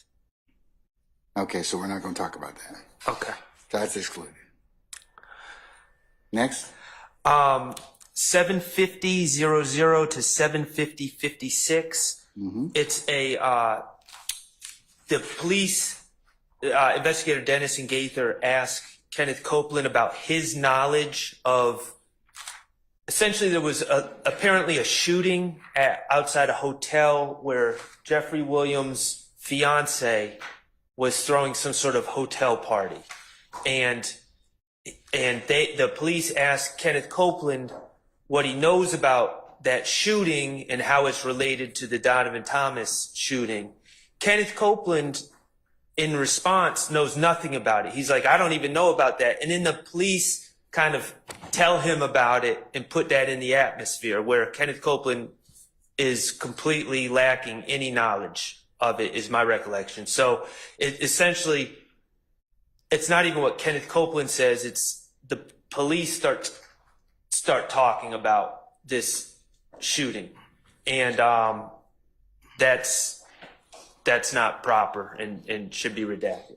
So they're talking. So from 750 to 756, they're talking about some unrelated shooting. Unrelated shooting at a hotel party that was thrown by Jeffrey Williams' girlfriend at the time, I believe, or the mother of his child, and right, it's unrelated. It's never been linked to this case, and Kenneth Copeland knows nothing about it. All right, let me find out the state's going to talk about it. Yes, Your Honor. This particular shooting was discussed while Detective Dennis was on the stand. He discussed a series of events that occurred in the days leading up to the Donovan Thomas murder. And this is one of the shootings that he discussed on the stand. The reason why the state wants to send is because the defendant's theory, even in the midst of this motions argument, is that Mr. Copeland was just lying throughout every part of these interviews. And what this portion shows is when he was unaware of something, he told the detectives, I don't know about that. I have no idea. So it shows that he was trying to be truthful with the things that he knew and the things that he didn't know. And if the defense is going to cross-examine Mr. Copeland as to whether or not he's being truthful in this interview, this here shows that the officers are talking to him about a shooting that they believe is relevant to what happened in the days leading up to the murder of Donovan Thomas. I believe this shooting happened on maybe the Thursday or the Friday before Mr. Thomas was murdered.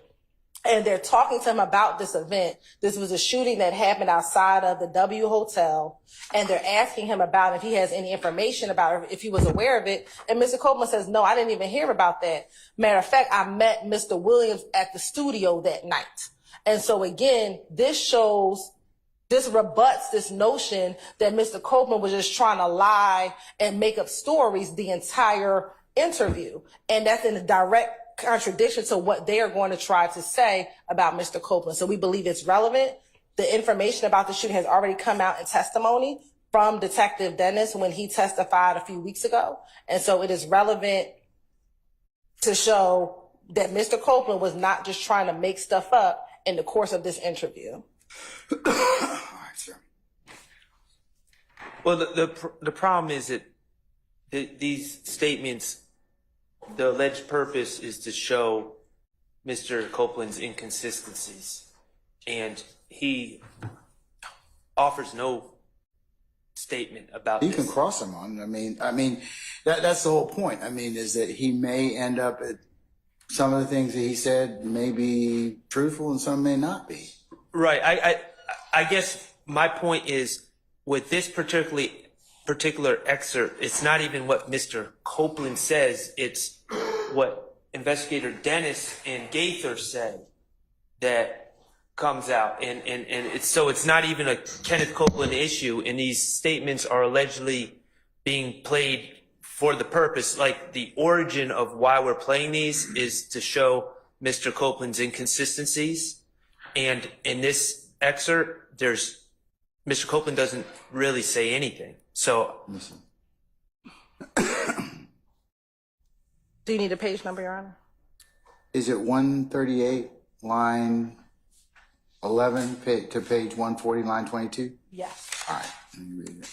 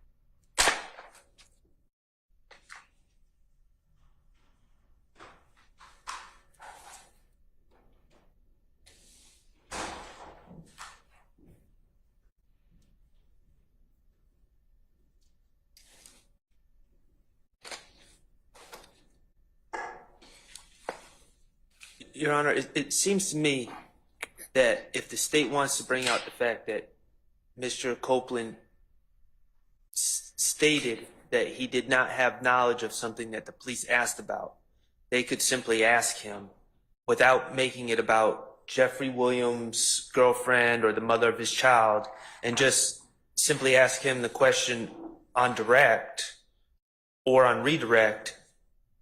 Did the police ask you about a shooting that happened and you told them you didn't know anything?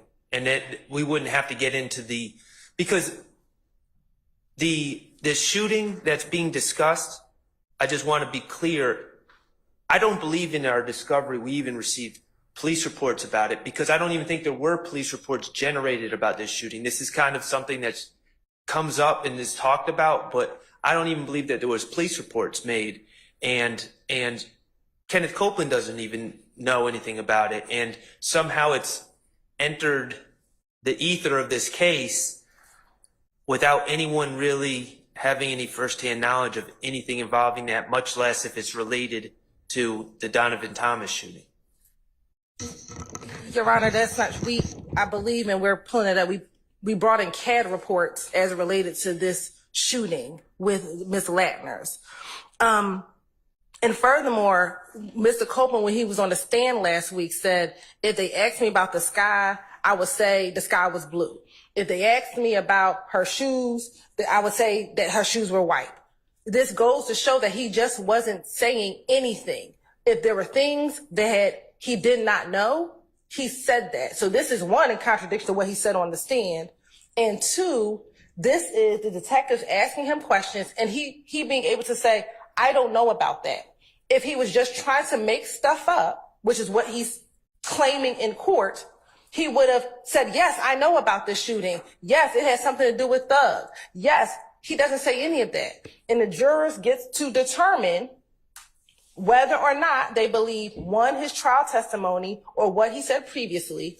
Furthermore, defense counsel literally have just argued for 2 hours that they want to be able to show that Mr. Copeland lies about some things, doesn't lie about other things. And so here's another example of that. So when you look at all that in totality, this is relevant to play for the jury so the jurors can make a decision on what they believe or what they don't believe, given his in-court testimony and given what he said previously during this interview. Sure, anything else before I rule? I understand generally what the state's arguing. However, I just don't understand why you would need to get into specifics, the unfounded specifics that Mr. Copeland has no knowledge of, that it involved Jeffrey's significant other and those things. Why you couldn't just ask Kenneth Copeland on the stand, weren't you asked about a shooting at a hotel a couple days before, that occurred a couple days before, and you told the police that you knew nothing about that, you had no knowledge, and therefore they could get out what they want to get out without bringing in, it was Jeffrey Williams' significant other throwing a hotel party and all the rest, because it's not being linked to this case.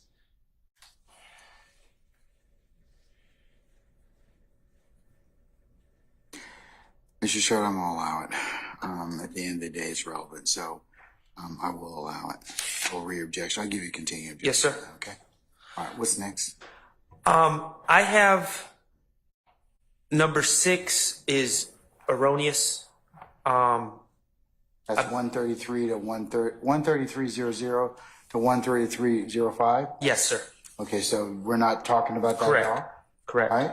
And The next one is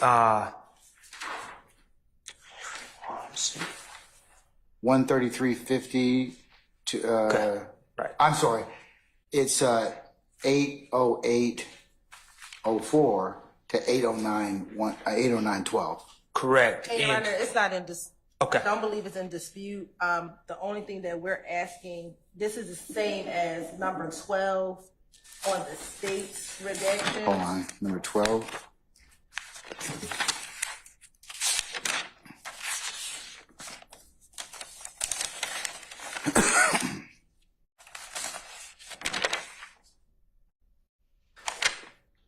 Okay, I don't have that anyways because that was not something that we argued And about. I think the entirety, and what I understood when we left yesterday, I'm sorry, go ahead, I apologize. Go ahead. The entirety of 80821 through 81150, at least yesterday, wasn't at issue. This portion here covers that from 80804 to 80912, so the state has no issue. Okay, so Well, with this portion. so that's not an issue, Mr. Steele. From- Mr. Sharp, okay? The issue is that the state's redaction is 80821 to 81150. I agree with 80821. I have 80804 is it beginning. I'm sorry, you had 808, I was coughing. 80804, they have 80821, but we can clarify that. But I have it ending at 80912. So they're seeking redaction of an extra 2.5 minutes. Now, speaking for myself, I did agree with the state, in full candor, Ms. Hilton's right. I did agree with the state. My understanding after speaking to Mr. Steele is, Mr. Steele, I'm just trying to bring everything, I'm kind of the spokesperson, but I'm trying to make the court aware of everyone's stances. I believe Mr. Steele wants to get in 80912 to 81150, where Kenneth Copeland talks about, and Mr. Steele, correct me if I'm wrong, talks about Kel wanting to kill Jeffrey's sister. Someone said Kel was called over after. Then they're talking about the Lucci's mother's house being shot up, and they're talking about Kel coming over there and Lucci paying or asking why Lucci won't pay Kel's bond, and that Lucci's car was the one used to shoot up Kenneth Copeland's mother's house, and how Kel robbed Gervin Henry, who's also known as Fly. So it's a lot of discussion about Kenneth Copeland makes accusations about wrongdoing by Kelvin Watts. I believe Mr. Steele wants to get into that. I'm going to let him argue that. But so I agree with the state from 80804 to 80912. All right. But I'll let Mr. Steele, or he can perfect his argument on that. So, sir?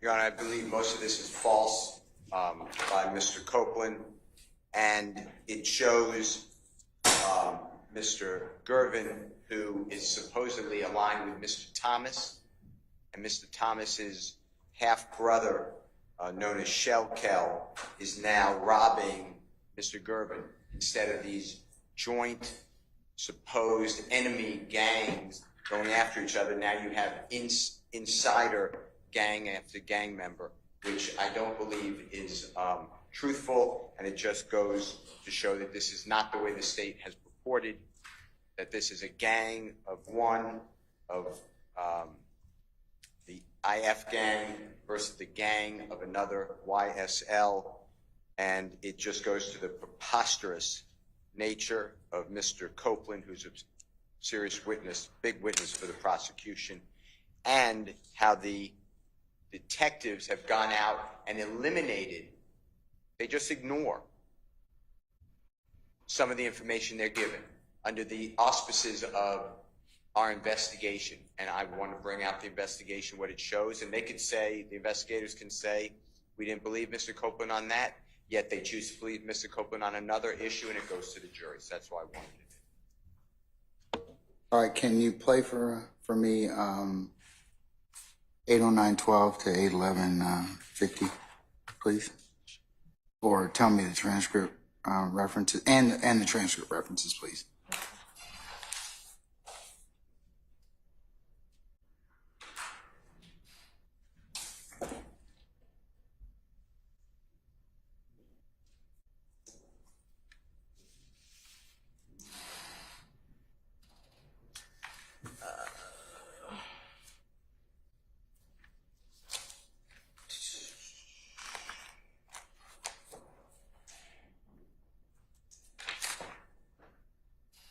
He said John from 80912, so it's going to be page 180, line 10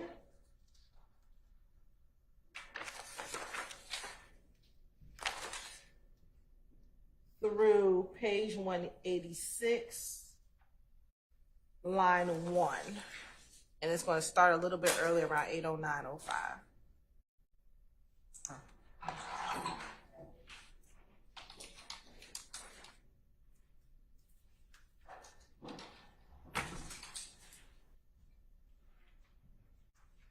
Pay his bond. They said he made a Lucci, because Lucci ain't pay his bond.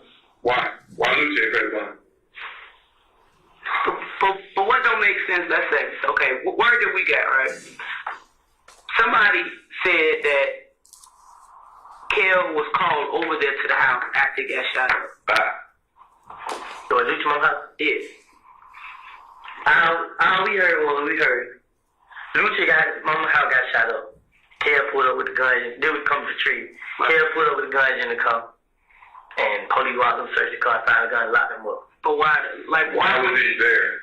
Who brought him there? I don't know. Huh? Lucci mama house. Kel comes.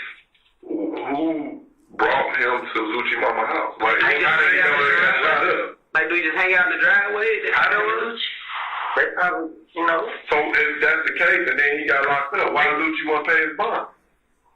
You know what I'm saying? And I basically Called you and said, yo, my house got shot out of town. check on. And then the red Camaro Lucci got, the same car they ran around, they shot my girl mama house up. They Lucci car. Yeah. You know what I'm saying? But I ain't get it. You know what I'm saying? They got my name on so much stuff. Like, people that come and tell us, they tell us a little bit, then they start talking about it's me. You know what I'm saying? Like, my girl, she get a lot of information from her friends. She got a lot of friends, so they get around me. Lucci and them was talking in the studio, and there was a girl in there. They missed one of them, and she my girlfriend. And she said that they nobody do that nothing. You know what I'm saying? They was all like Kill and K Ross, somebody. You know what I'm saying? Chill and who? K. Who's K? I sent you a picture of that too then. I think I sent to those each other. They had chop on in the picture. Oh, yeah. And the gym was in the car. Yeah, them two. Ross, somebody. And they supposed to came back. This was they talk about in the studio. You know what I'm saying? They just put my name on it. They covered it up.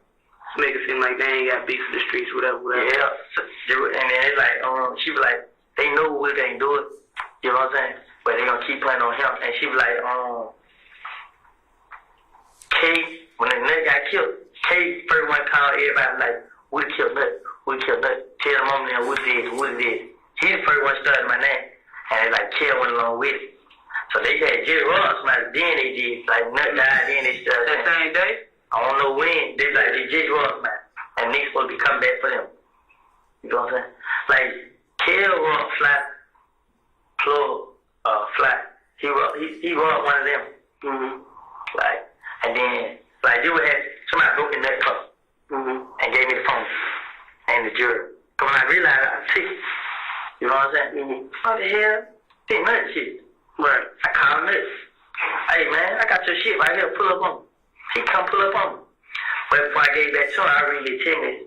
And he was texting Kill like, come on, bro, I introduced you to these folks, bro. You just took them out. And he was like, he sent a big paragraph. Kill just sent like, man, nigga, like, nigga, what else? You know what I'm saying? Like, nigga, I'm out here, nigga, you ain't doing it for me. Yeah. Yes. This part isn't in the dispute. Okay. So we stopped at 8:12:24. I don't think that was the part. Yeah. Yes, you went from 8:09 to 8:11:50. That's what you went in, right? Right.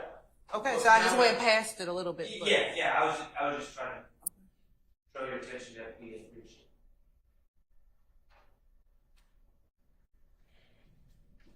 But there's the argument.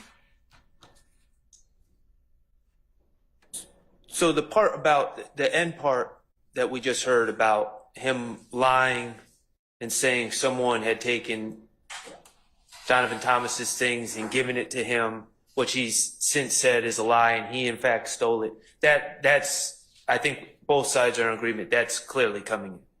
That's clearly relevant. But till 8:11:50, that ended with him saying Kel robbed Fly, who's Mr. Henry, and that's where the disputed excerpt ended that Mr. Steele was talking about. That's page 186, line 1. That's 81150?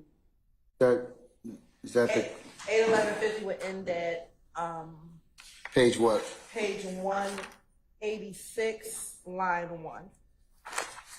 Well, I'm sorry, page 185, line 24.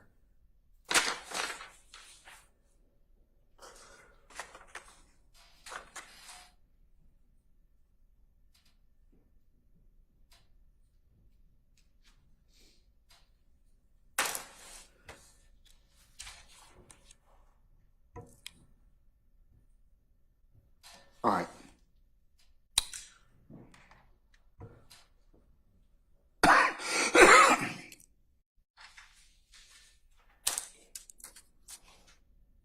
I'm gonna allow for the persons across. The portion from 809:12 to 811:50, or pages 180 line 10 to 185 line 24 on cross. Here, I just want to put on the record that again, in this portion, what he says is, all we heard, this came from trivia. He actually says, my girlfriend knows a lot of people and my girlfriend told us this. So again, this isn't him testifying that he himself is saying that these things happen. He has said multiple times in this section, all we heard, this came from trivia. I don't know. My girlfriend gets a lot of information from her friends. She got a lot of friends, so they be telling us stuff. And Lucci and them were talking at the studio, and it was a girl who told us. So again, this is not Mr. Copeland saying these things occurred. This is Mr. Copeland saying, this is what trivia told me. This is what my girlfriend's friends told me. And I'm giving you information that I am hearing. That is a rumor. But I think that Mr. Steele's saying is that he can test Mr. Copeland about, because Mr. Steele, you saying there's another version of this he's told already? I'm saying that this is how the police conducted their investigation. That's exactly what I'm Yeah. I'm gonna allow him to ask about it for that reason. So, on cross. All right. What else? So the next section is another place Okay, the where next one being, which one is this? what- I'm going down the defense redaction time. yes, so sir. 821:31 to 822:59. Yes, sir. Page 203, line 11 to page 206, line 17. Yes, sir. And this is another example of kind of views diverging on the defense side. I did tell the state that I was fine with it being redacted, but I believe Mr. Steele has a different view on that. It's a discussion about the killing of DB, who is a friend of Mr. Copeland, who was a friend of Mr. Copeland, and Mr. Copeland's view about who killed DB. Okay, well, let me hear from Mr. Steele. Sir?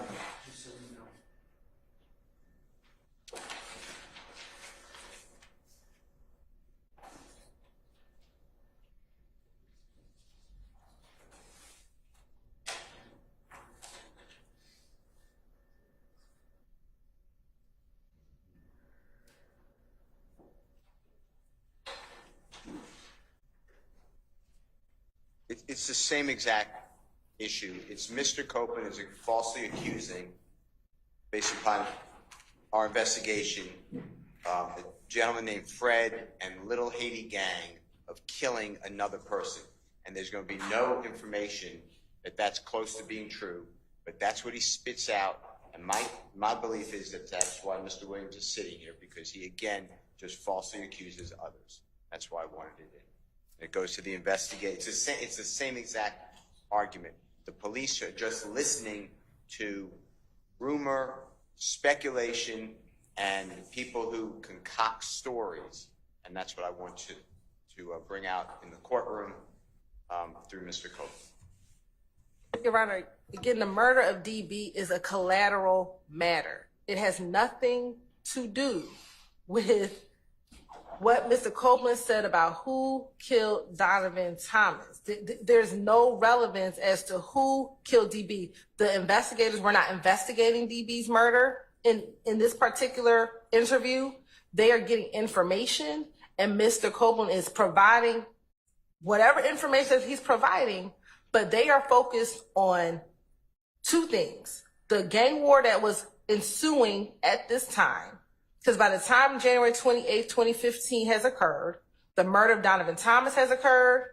I believe there was a shooting at Mr. Williams' stepfather's house had occurred. Mr. Copeland's girlfriend's mother's house was shot up by this time. Mr. Copeland had been shot at on the highway by this time. And that is what they are interviewing. I mean, that is what they are investigating.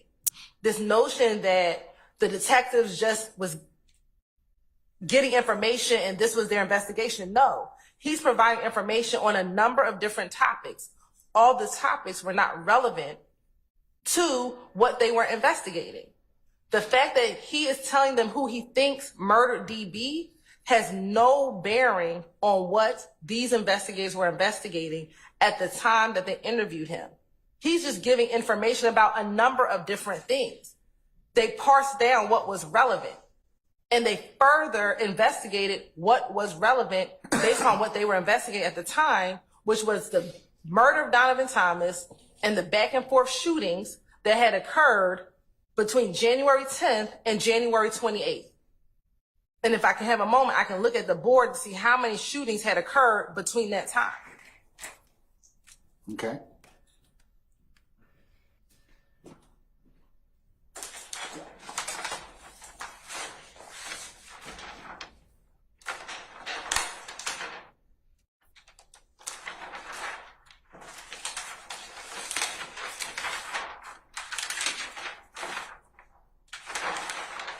By the time can you hear me, Ms. Weaver? Yes. By the time that they are interviewing Mr. Copeland on the 28th, they had of January, they had leading up to the murder, they had a shooting at 988 Confederate Court, which was on January 8th.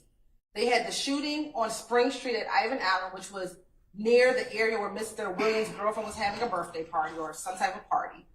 They had the murder of Donovan Thomas on January 10th. They had the shooting that night, or early morning hours of January 11th at 88 Venera Street. Another shooting at 193 Hendrick Street. Another shooting on January 12th at 349 Cleveland Avenue. Another shooting on Ruby Harper Place.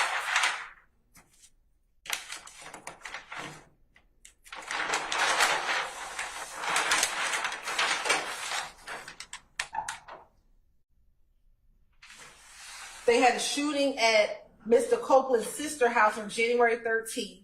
They had another shooting on January 13th. I believe that's the address on Ruby Harper, which was Mr. Williams' stepfather's house.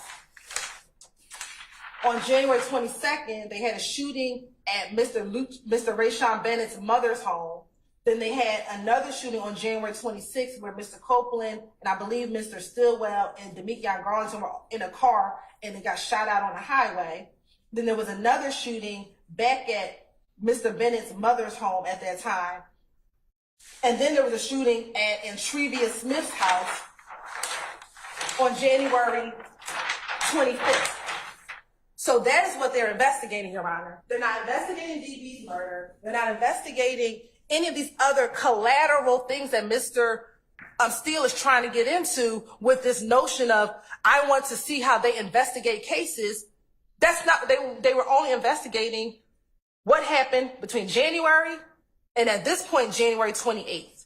So but they asked Mr. Copeland about them and they chose to, and then whether or not he lied about it. Now, whether or not it's relevant to the issue of the killing of Donovan Thomas, that's the principal issue. But if I believe they're entitled to at least ask him about those things. I mean, now whether or not they can prove up anything else is another thing.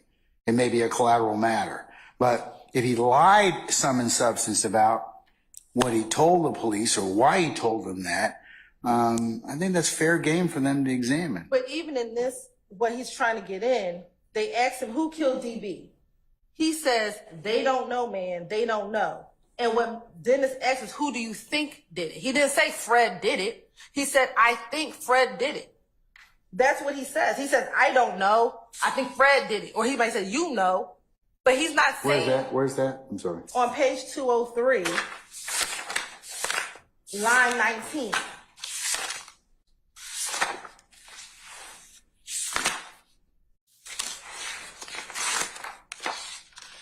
And then he proceeds to tell Dennis he provided some information. 203, what line? What?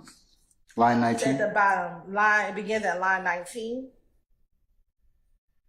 And it goes into page 204.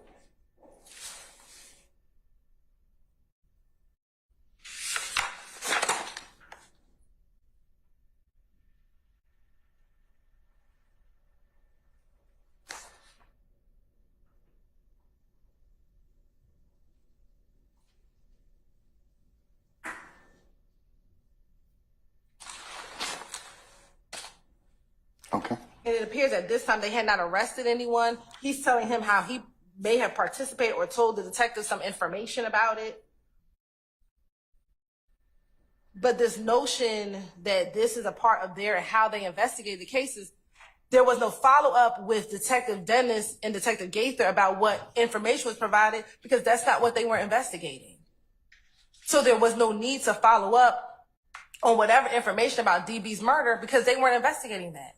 Look, Mr. Seals told you he has a good faith basis to ask the question. Well, the statement it's collateral, but we understand the portion. All right. So, Mr. Seals, I'll let you inquire on the cross, okay? Yes? Yes. All right, okay. All right. And that's from 8:21:31 to 8:22:59. All right. So the next section, Your Honor, is 838:29 to 838:44.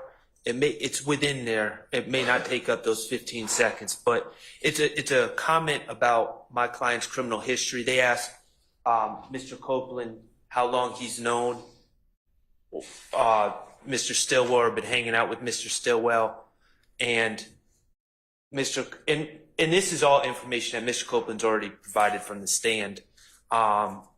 But Mr. Copeland says, essentially, I don't know, as long as I've been hanging out ever since Shannon got out, or something to that matter, which references my client's criminal history. So he would just ask that be redacted. Your Honor, the state has no objection. We believe the appropriate time frame is 8:38:36 to 8:38:44. Okay. Is the appropriate time frame. But can we go back to 8 because I want to be clear. Can we go back to what, madam? I'm sorry. Number 8, so I can understand. Defense counsel wanted 8:21:31 through 8:22:59 out. They want to cross. I'm going to let them cross on that. No. Based upon this, Mr. Shard wanted it out. And that is true. So Yeah, he wants it out. I'm withdrawing that. He wants it out. Mr. Steele wants it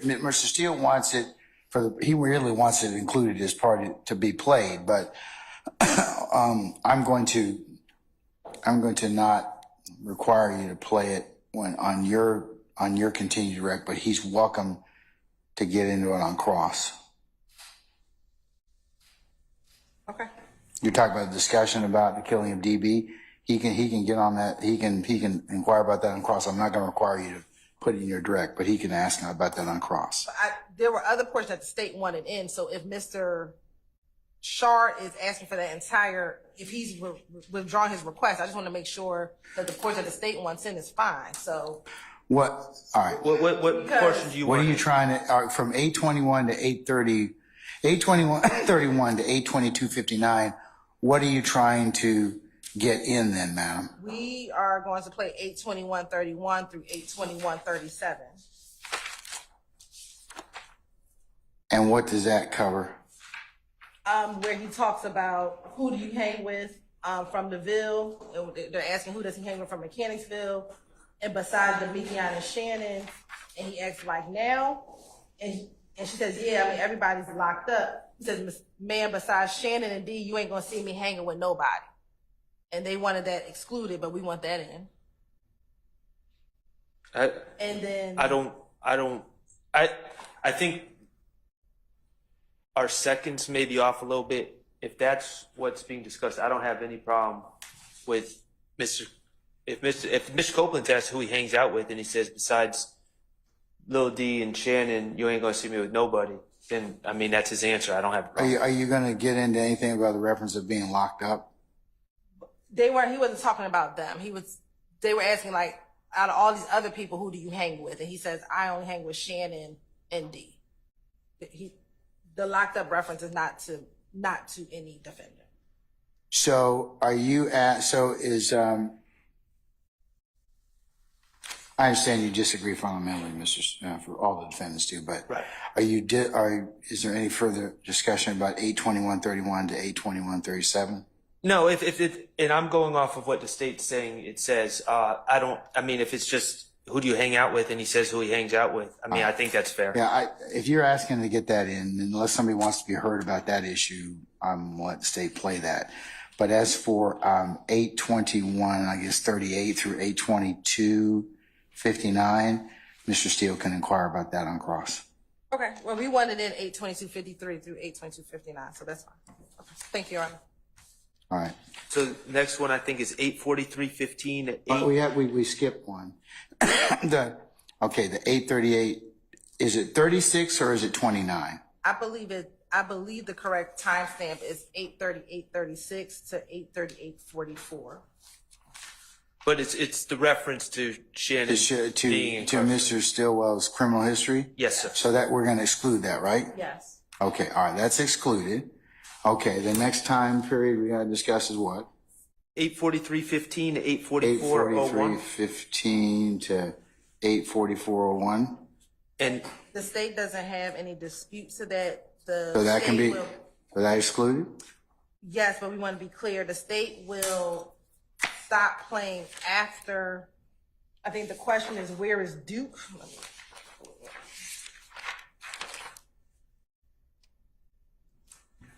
Dennis asks, what's up with Duke? And Kenneth says, Duke, he's locked up. And Dennis says, I know. And we'll stop at that point because it is not, the evidence will come out that he is locked up during this time. That's on the front end of this time range? Correct. So everything after 83:14 is when they go into the time that he was offered, and all of that is excluded. Okay. Now, 10, from my notes, 10 ends at 844.01, and then 11 begins at 844.05. I assume there's nothing that you want to play between 844.01 and 844.05. I think they're two topics that just flow into each other. I think that's where we go into the Jimmy Winfrey stuff, and yes. all of that is out. Yes. Okay, so they agreed with 10, Your Honor, to go 844.01 is when 10 ends. 11, which is So hold on, wait a sec. So 844. Okay, you're ending that. That talks about Duke being in custody. So where are we picking up from there? So it's literally like 843:16. We can cut from 843:16 all the way to 847:37. No. That's not what I see. So there's two different discussions. There's a discussion about the theater shooting that goes 843:15 to 844.01. I believe it flows seamlessly into the discussion about sexual proclivities. And we've agreed to cut out the Jimmy Winfrey portion of that. Okay. So I just want to make sure that I'm clear with what you all are asking. Is the 843:15 to 844.01 the Duke in custody you all excluded? So no, right before 843:15, Duke in custody, and then 843:15 begins. right, and what the state is saying is after 843:15 to 847:37, the state will not play. Now, if the defense, based on the court's ruling, wants to get into what we talked, this is what covers Jimmy Winfrey, sexual proclivities, Birdman sexual proclivities. We're not getting into that. We're not getting any of that. So and it gets into the marketing strategy for Mr. Williams. If they choose to get into that, they can, but we will not be playing. Okay, so you won't be playing anything from 8:43:50 after Duke in custody to what time? 8:47:37. 8:47:37. But the state is aware that we're going to attempt, well, we're going to discuss 8:45:12 to 8:47:34, which goes into the Marketing strategy. and wearing a dress. Wearing whatever clothing. Okay. All right. That's fine. All right. What's next? Okay. So next one is, I believe it's 902:37 to 903:42. Is that what you have, Ms. Hilton? It's Yes. and it's hearsay. Kenneth Copeland says that he has heard, or people are saying, that Donovan Thomas in his dying breath was saying, "Thug did this to me," or something to that effect. People that were actually at the scene for Donovan Thomas's last breaths have said that that was not said. Sammy Davis took the stand and talked about what had happened there, and that's just street rumor being put out there by Kenneth Copeland. So I don't know what the state stance is. So, Your Honor, let me put some things in context. So when Mr. Copeland is talking about this particular portion, he's actually trying to say, I don't think that all this was said, because he talks about what happened when DB died and how much time it took for him to get to the hospital. So what he actually says is, now how do you know he got shot 4 times in the chest? You know what else they said? They said that they were holding Nut, and Nut said, "I ain't gonna make it, bro." Well, that came out in evidence, because I believe that is what one of the barbershop witnesses said, that he did hear him say, "I ain't gonna make it, bro." Now, the part that the state will redact, because that has not come into evidence, is that Copeland says they said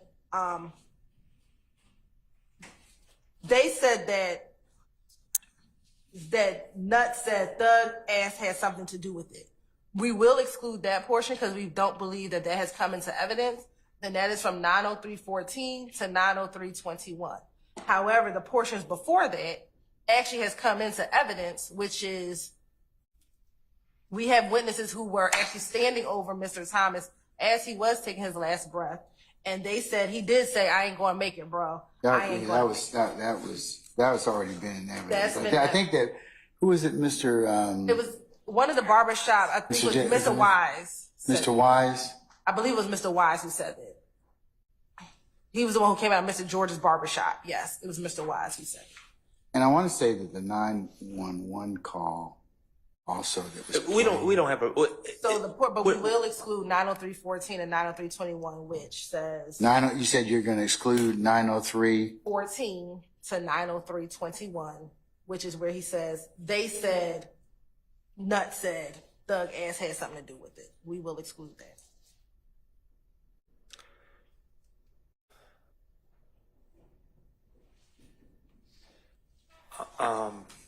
So I'll exclude.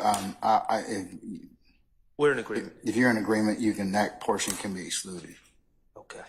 That's 903 to 903:24, right? Right. Okay. 21. Did we cover already the 902:37 to 903:42? I think the timestamps might be off. I believe that the portion that What does that Vince pertain wanted to? to get out was the Thug did it part. They can correct me if I'm wrong. Yes. But if the Thug did it part, that is 903:14 to 903:21.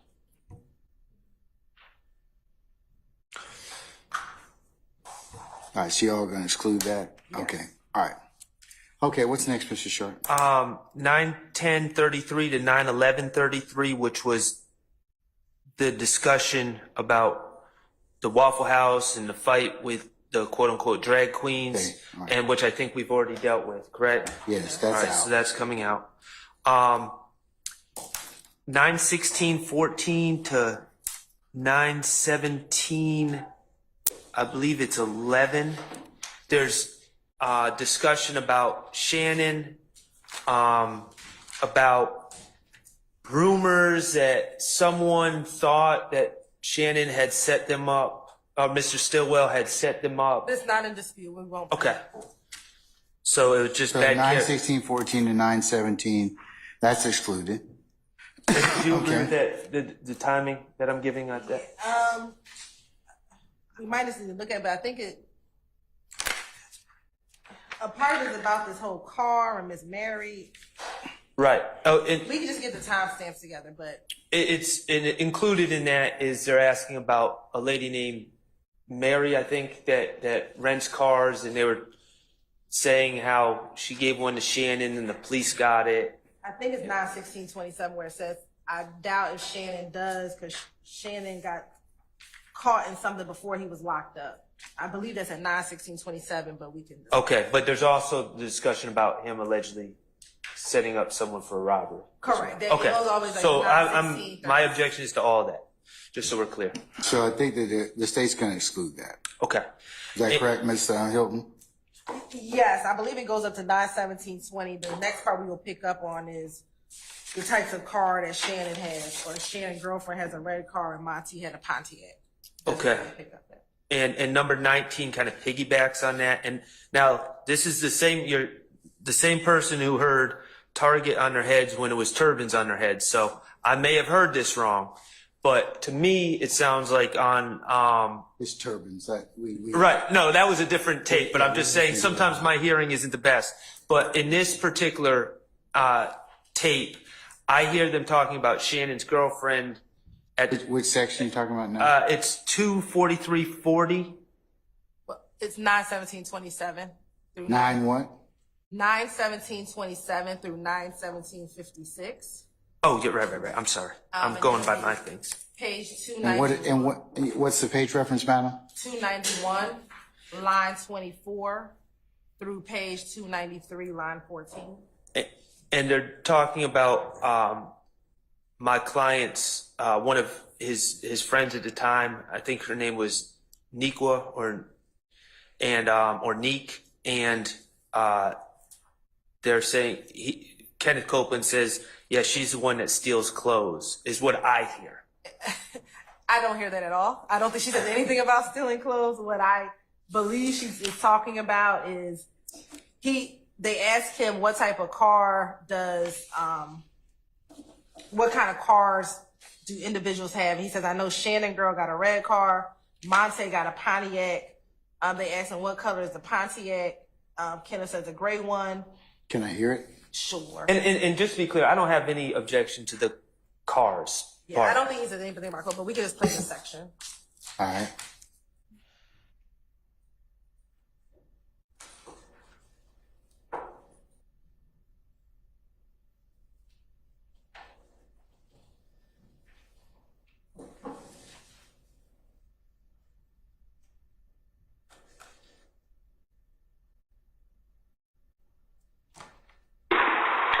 Yeah, I just got caught up in the time for me to shine because of the bullshit, man. No, sure. I know Shannon girl got a red car. Monte got a Pontiac. Nico, what color Pontiac Monte got? A gray. Nico got she got a black Impala. Who got a black Impala? Nico, Shannon girl, like one of the girls Shannon messed with. What's her name? Nico. She still clothes. Nico? Nico. She related to the boy. She sells clothes. Oh. Play that one more time. She related to the boy. I think she said she sells She still clothes. clothes. Nico. She related to the boy. Oh. Man, how y'all hang around boy and everybody say boy is this? Shit, what we do next, man? It really ain't nothing. He's funny than the boy funny as hell. I don't know what he says. You get the back five. No, can you play it Sure. Let me- But just that section, just that little part, but I think, Boy, and everybody say boy snitch. Oh, y'all funny to me, so. Y'all too old for this shit. Yeah, I just got caught up in the time for me to shine, caught up in this bullshit, man. Sure. I know Shannon girl got a red car. Monte got a Pontiac. Nico, what color Pontiac Monte got? A gray. Nico goddamn, she got a black Impala. Who got a black Impala? Nico, Shannon girl, like one of the girls Shannon Mitchell with. What's her name? Nico. She still close. Nico? Nico. She related to boy. Oh. Man, how y'all hang around boy and everybody say boys? So we can cut out that part. okay. I gotta see what the timestamp is, but we can cut out that sentence. All right.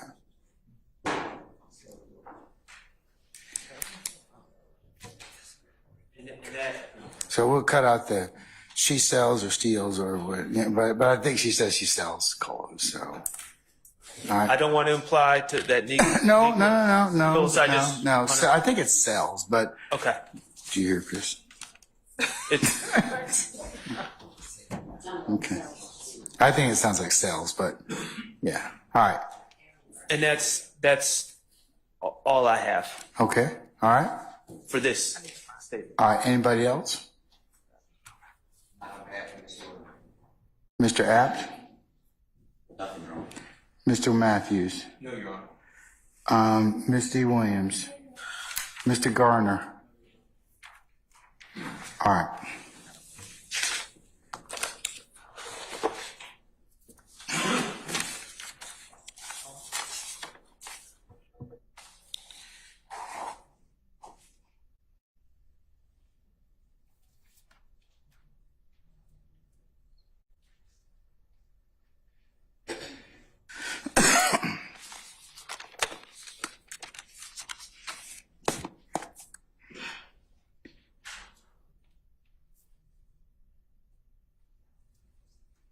All right, folks, let's take 5 minutes to take a comfort break and come back and talk about the other interviews, okay?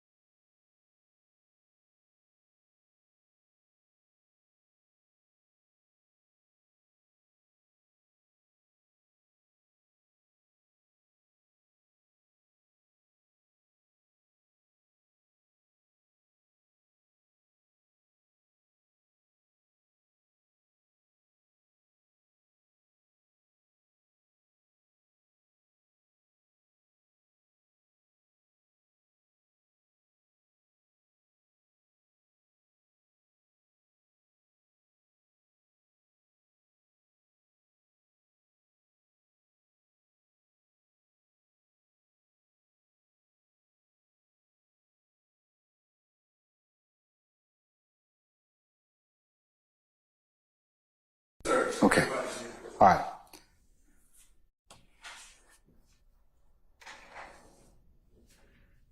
All right, councils. We still have the February 21st of 2015 and the June 10th of 2015 interviews, correct? Yes, Your Honor. Okay. All right. So, how long is you said the February 21st is 3 hours? Approximately. Have you all identified those particular areas like you did today that need to be discussed? We received from Mr. Shard the areas that he would like redacted, and we're prepared to move forward on that. Have you sent the defense your redactions yet, madam? We did. We sent them both February 21st and June 10th. We have not heard back from the defense regarding our redaction. Other than Mr. Shard regarding his portion of what he believes to be should be redacted, but we have not received any feedback on the areas that we've identified. I think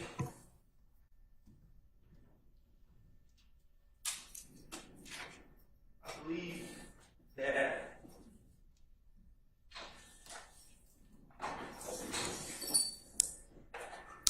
regarding the defense's response to the state's proposed redactions, I don't know if it's unanimous. And so I've shared my thoughts with the state. I believe that other counsel, in a similar way, a lot of what the state is seeking to redact goes into investigations and the way investigations were conducted. And Mr. Copeland's talking about other alleged crimes as well. There's certain things on the tape that show the type of police work that was done, and I believe the inherent unreliability of what Mr. Copeland says based on what is on those tapes. So I think that's going to be the general view from the defense about the redactions that the state is seeking. I will, in all candor, the court, some of the excerpts involve a detective. I believe her name is Lewis. Is that correct? Yeah. Detective Lewis, regarding a murder involving, or alleged murder involving an alleged suspect that goes by CJ. I don't know how that case was resolved, but Mr. Copeland is asked about that. He's also asked repeatedly about the February 20th shooting by Investigator Gaither, and he's shown photo lineups, and I think the defense wants to get into some of the police tactics that were used in that, in the questioning of Mr. Copeland about that.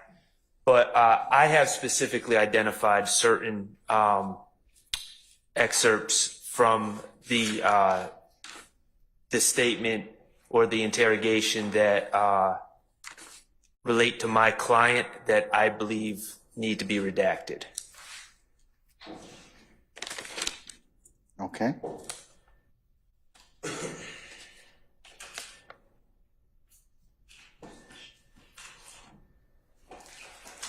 Mr. Steele, are you similarly, or Mr. Adams, are you similarly situated? I'm going to ask each counsel that.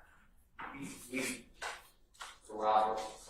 collaborated and Sharp sent all of our information to the state. Okay.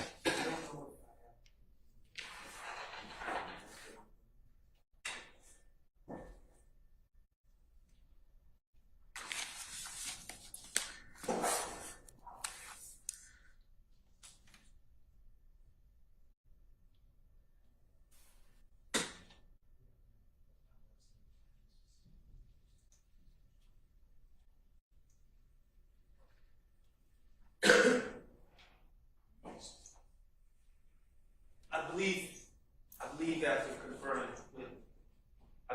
conferring with Mr. Steele Bless you. that Mr. redactions is inclusive, unless someone else speaks up, of the proposed redactions for all the defense members. Mr. App, do you have any other redactions? Mr. Matthews? No, Your Honor. Ms. D. Williams? Mr. Garner? All right. Okay. I tell you what, we'll just tomorrow morning, if you could be here for 8:30, we'll work a few hours, probably probably cut the day at 11, be somewhere around 11 is what I'm thinking about, and we'll just get done as much as we can in regards to the February 28th redactions. 21st. I'm sorry, you're correct. February 21st. I also will discuss with you a couple of things for scheduling for next week to see whether or not we need to bring in our jurors at all, or whether or not we need to release them, because we still have a little bit more work to do.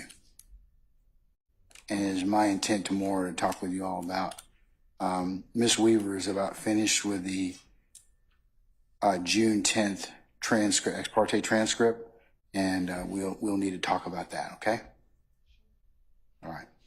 So just general, we'll just talk about that. I need to kind of set some parameters and set some time. So we're just going to continue to work through as much as we can. We'll probably have a day and a half worth of work, but I just need to figure out whether or not to call in our jurors or not. More than likely, I probably will not, but we'll pin down that stuff tomorrow so they can be notified. And I'll talk with you globally about the first few days of July, because we have the 4th is on a Thursday this year. So we customarily take off the 4th and the 5th, but it is likely that we will probably work Monday, Tuesday, and Wednesday. Given what we have, given what we have to do still. So I'm just kind of telling you all that. I'm giving you the heads up at this point in time. Ordinarily, I would have taken that time, but we've got a lot of stuff to cover, a lot of ground to plow. So it's kind of the rough schedule at this point in time. All right. Okay. Anything else at this point? Yeah, let's try. Well, 8:30 is ambitious, Mr. Matthews. But if you could all be here by 8:30, we could start at 9 o'clock. Okay. So because it depends upon who else is, if there's other delays or anything like that. But if we could work a couple hours tomorrow, and then we can kind of talk, or at least a little bit, and then talk about some of the other scheduling for the week of the very last week of June and the very first week of July. That would be, we could at least kind of see where we are with that, okay? All right. Anything else? All right, we're in recess. I'll see you tomorrow morning.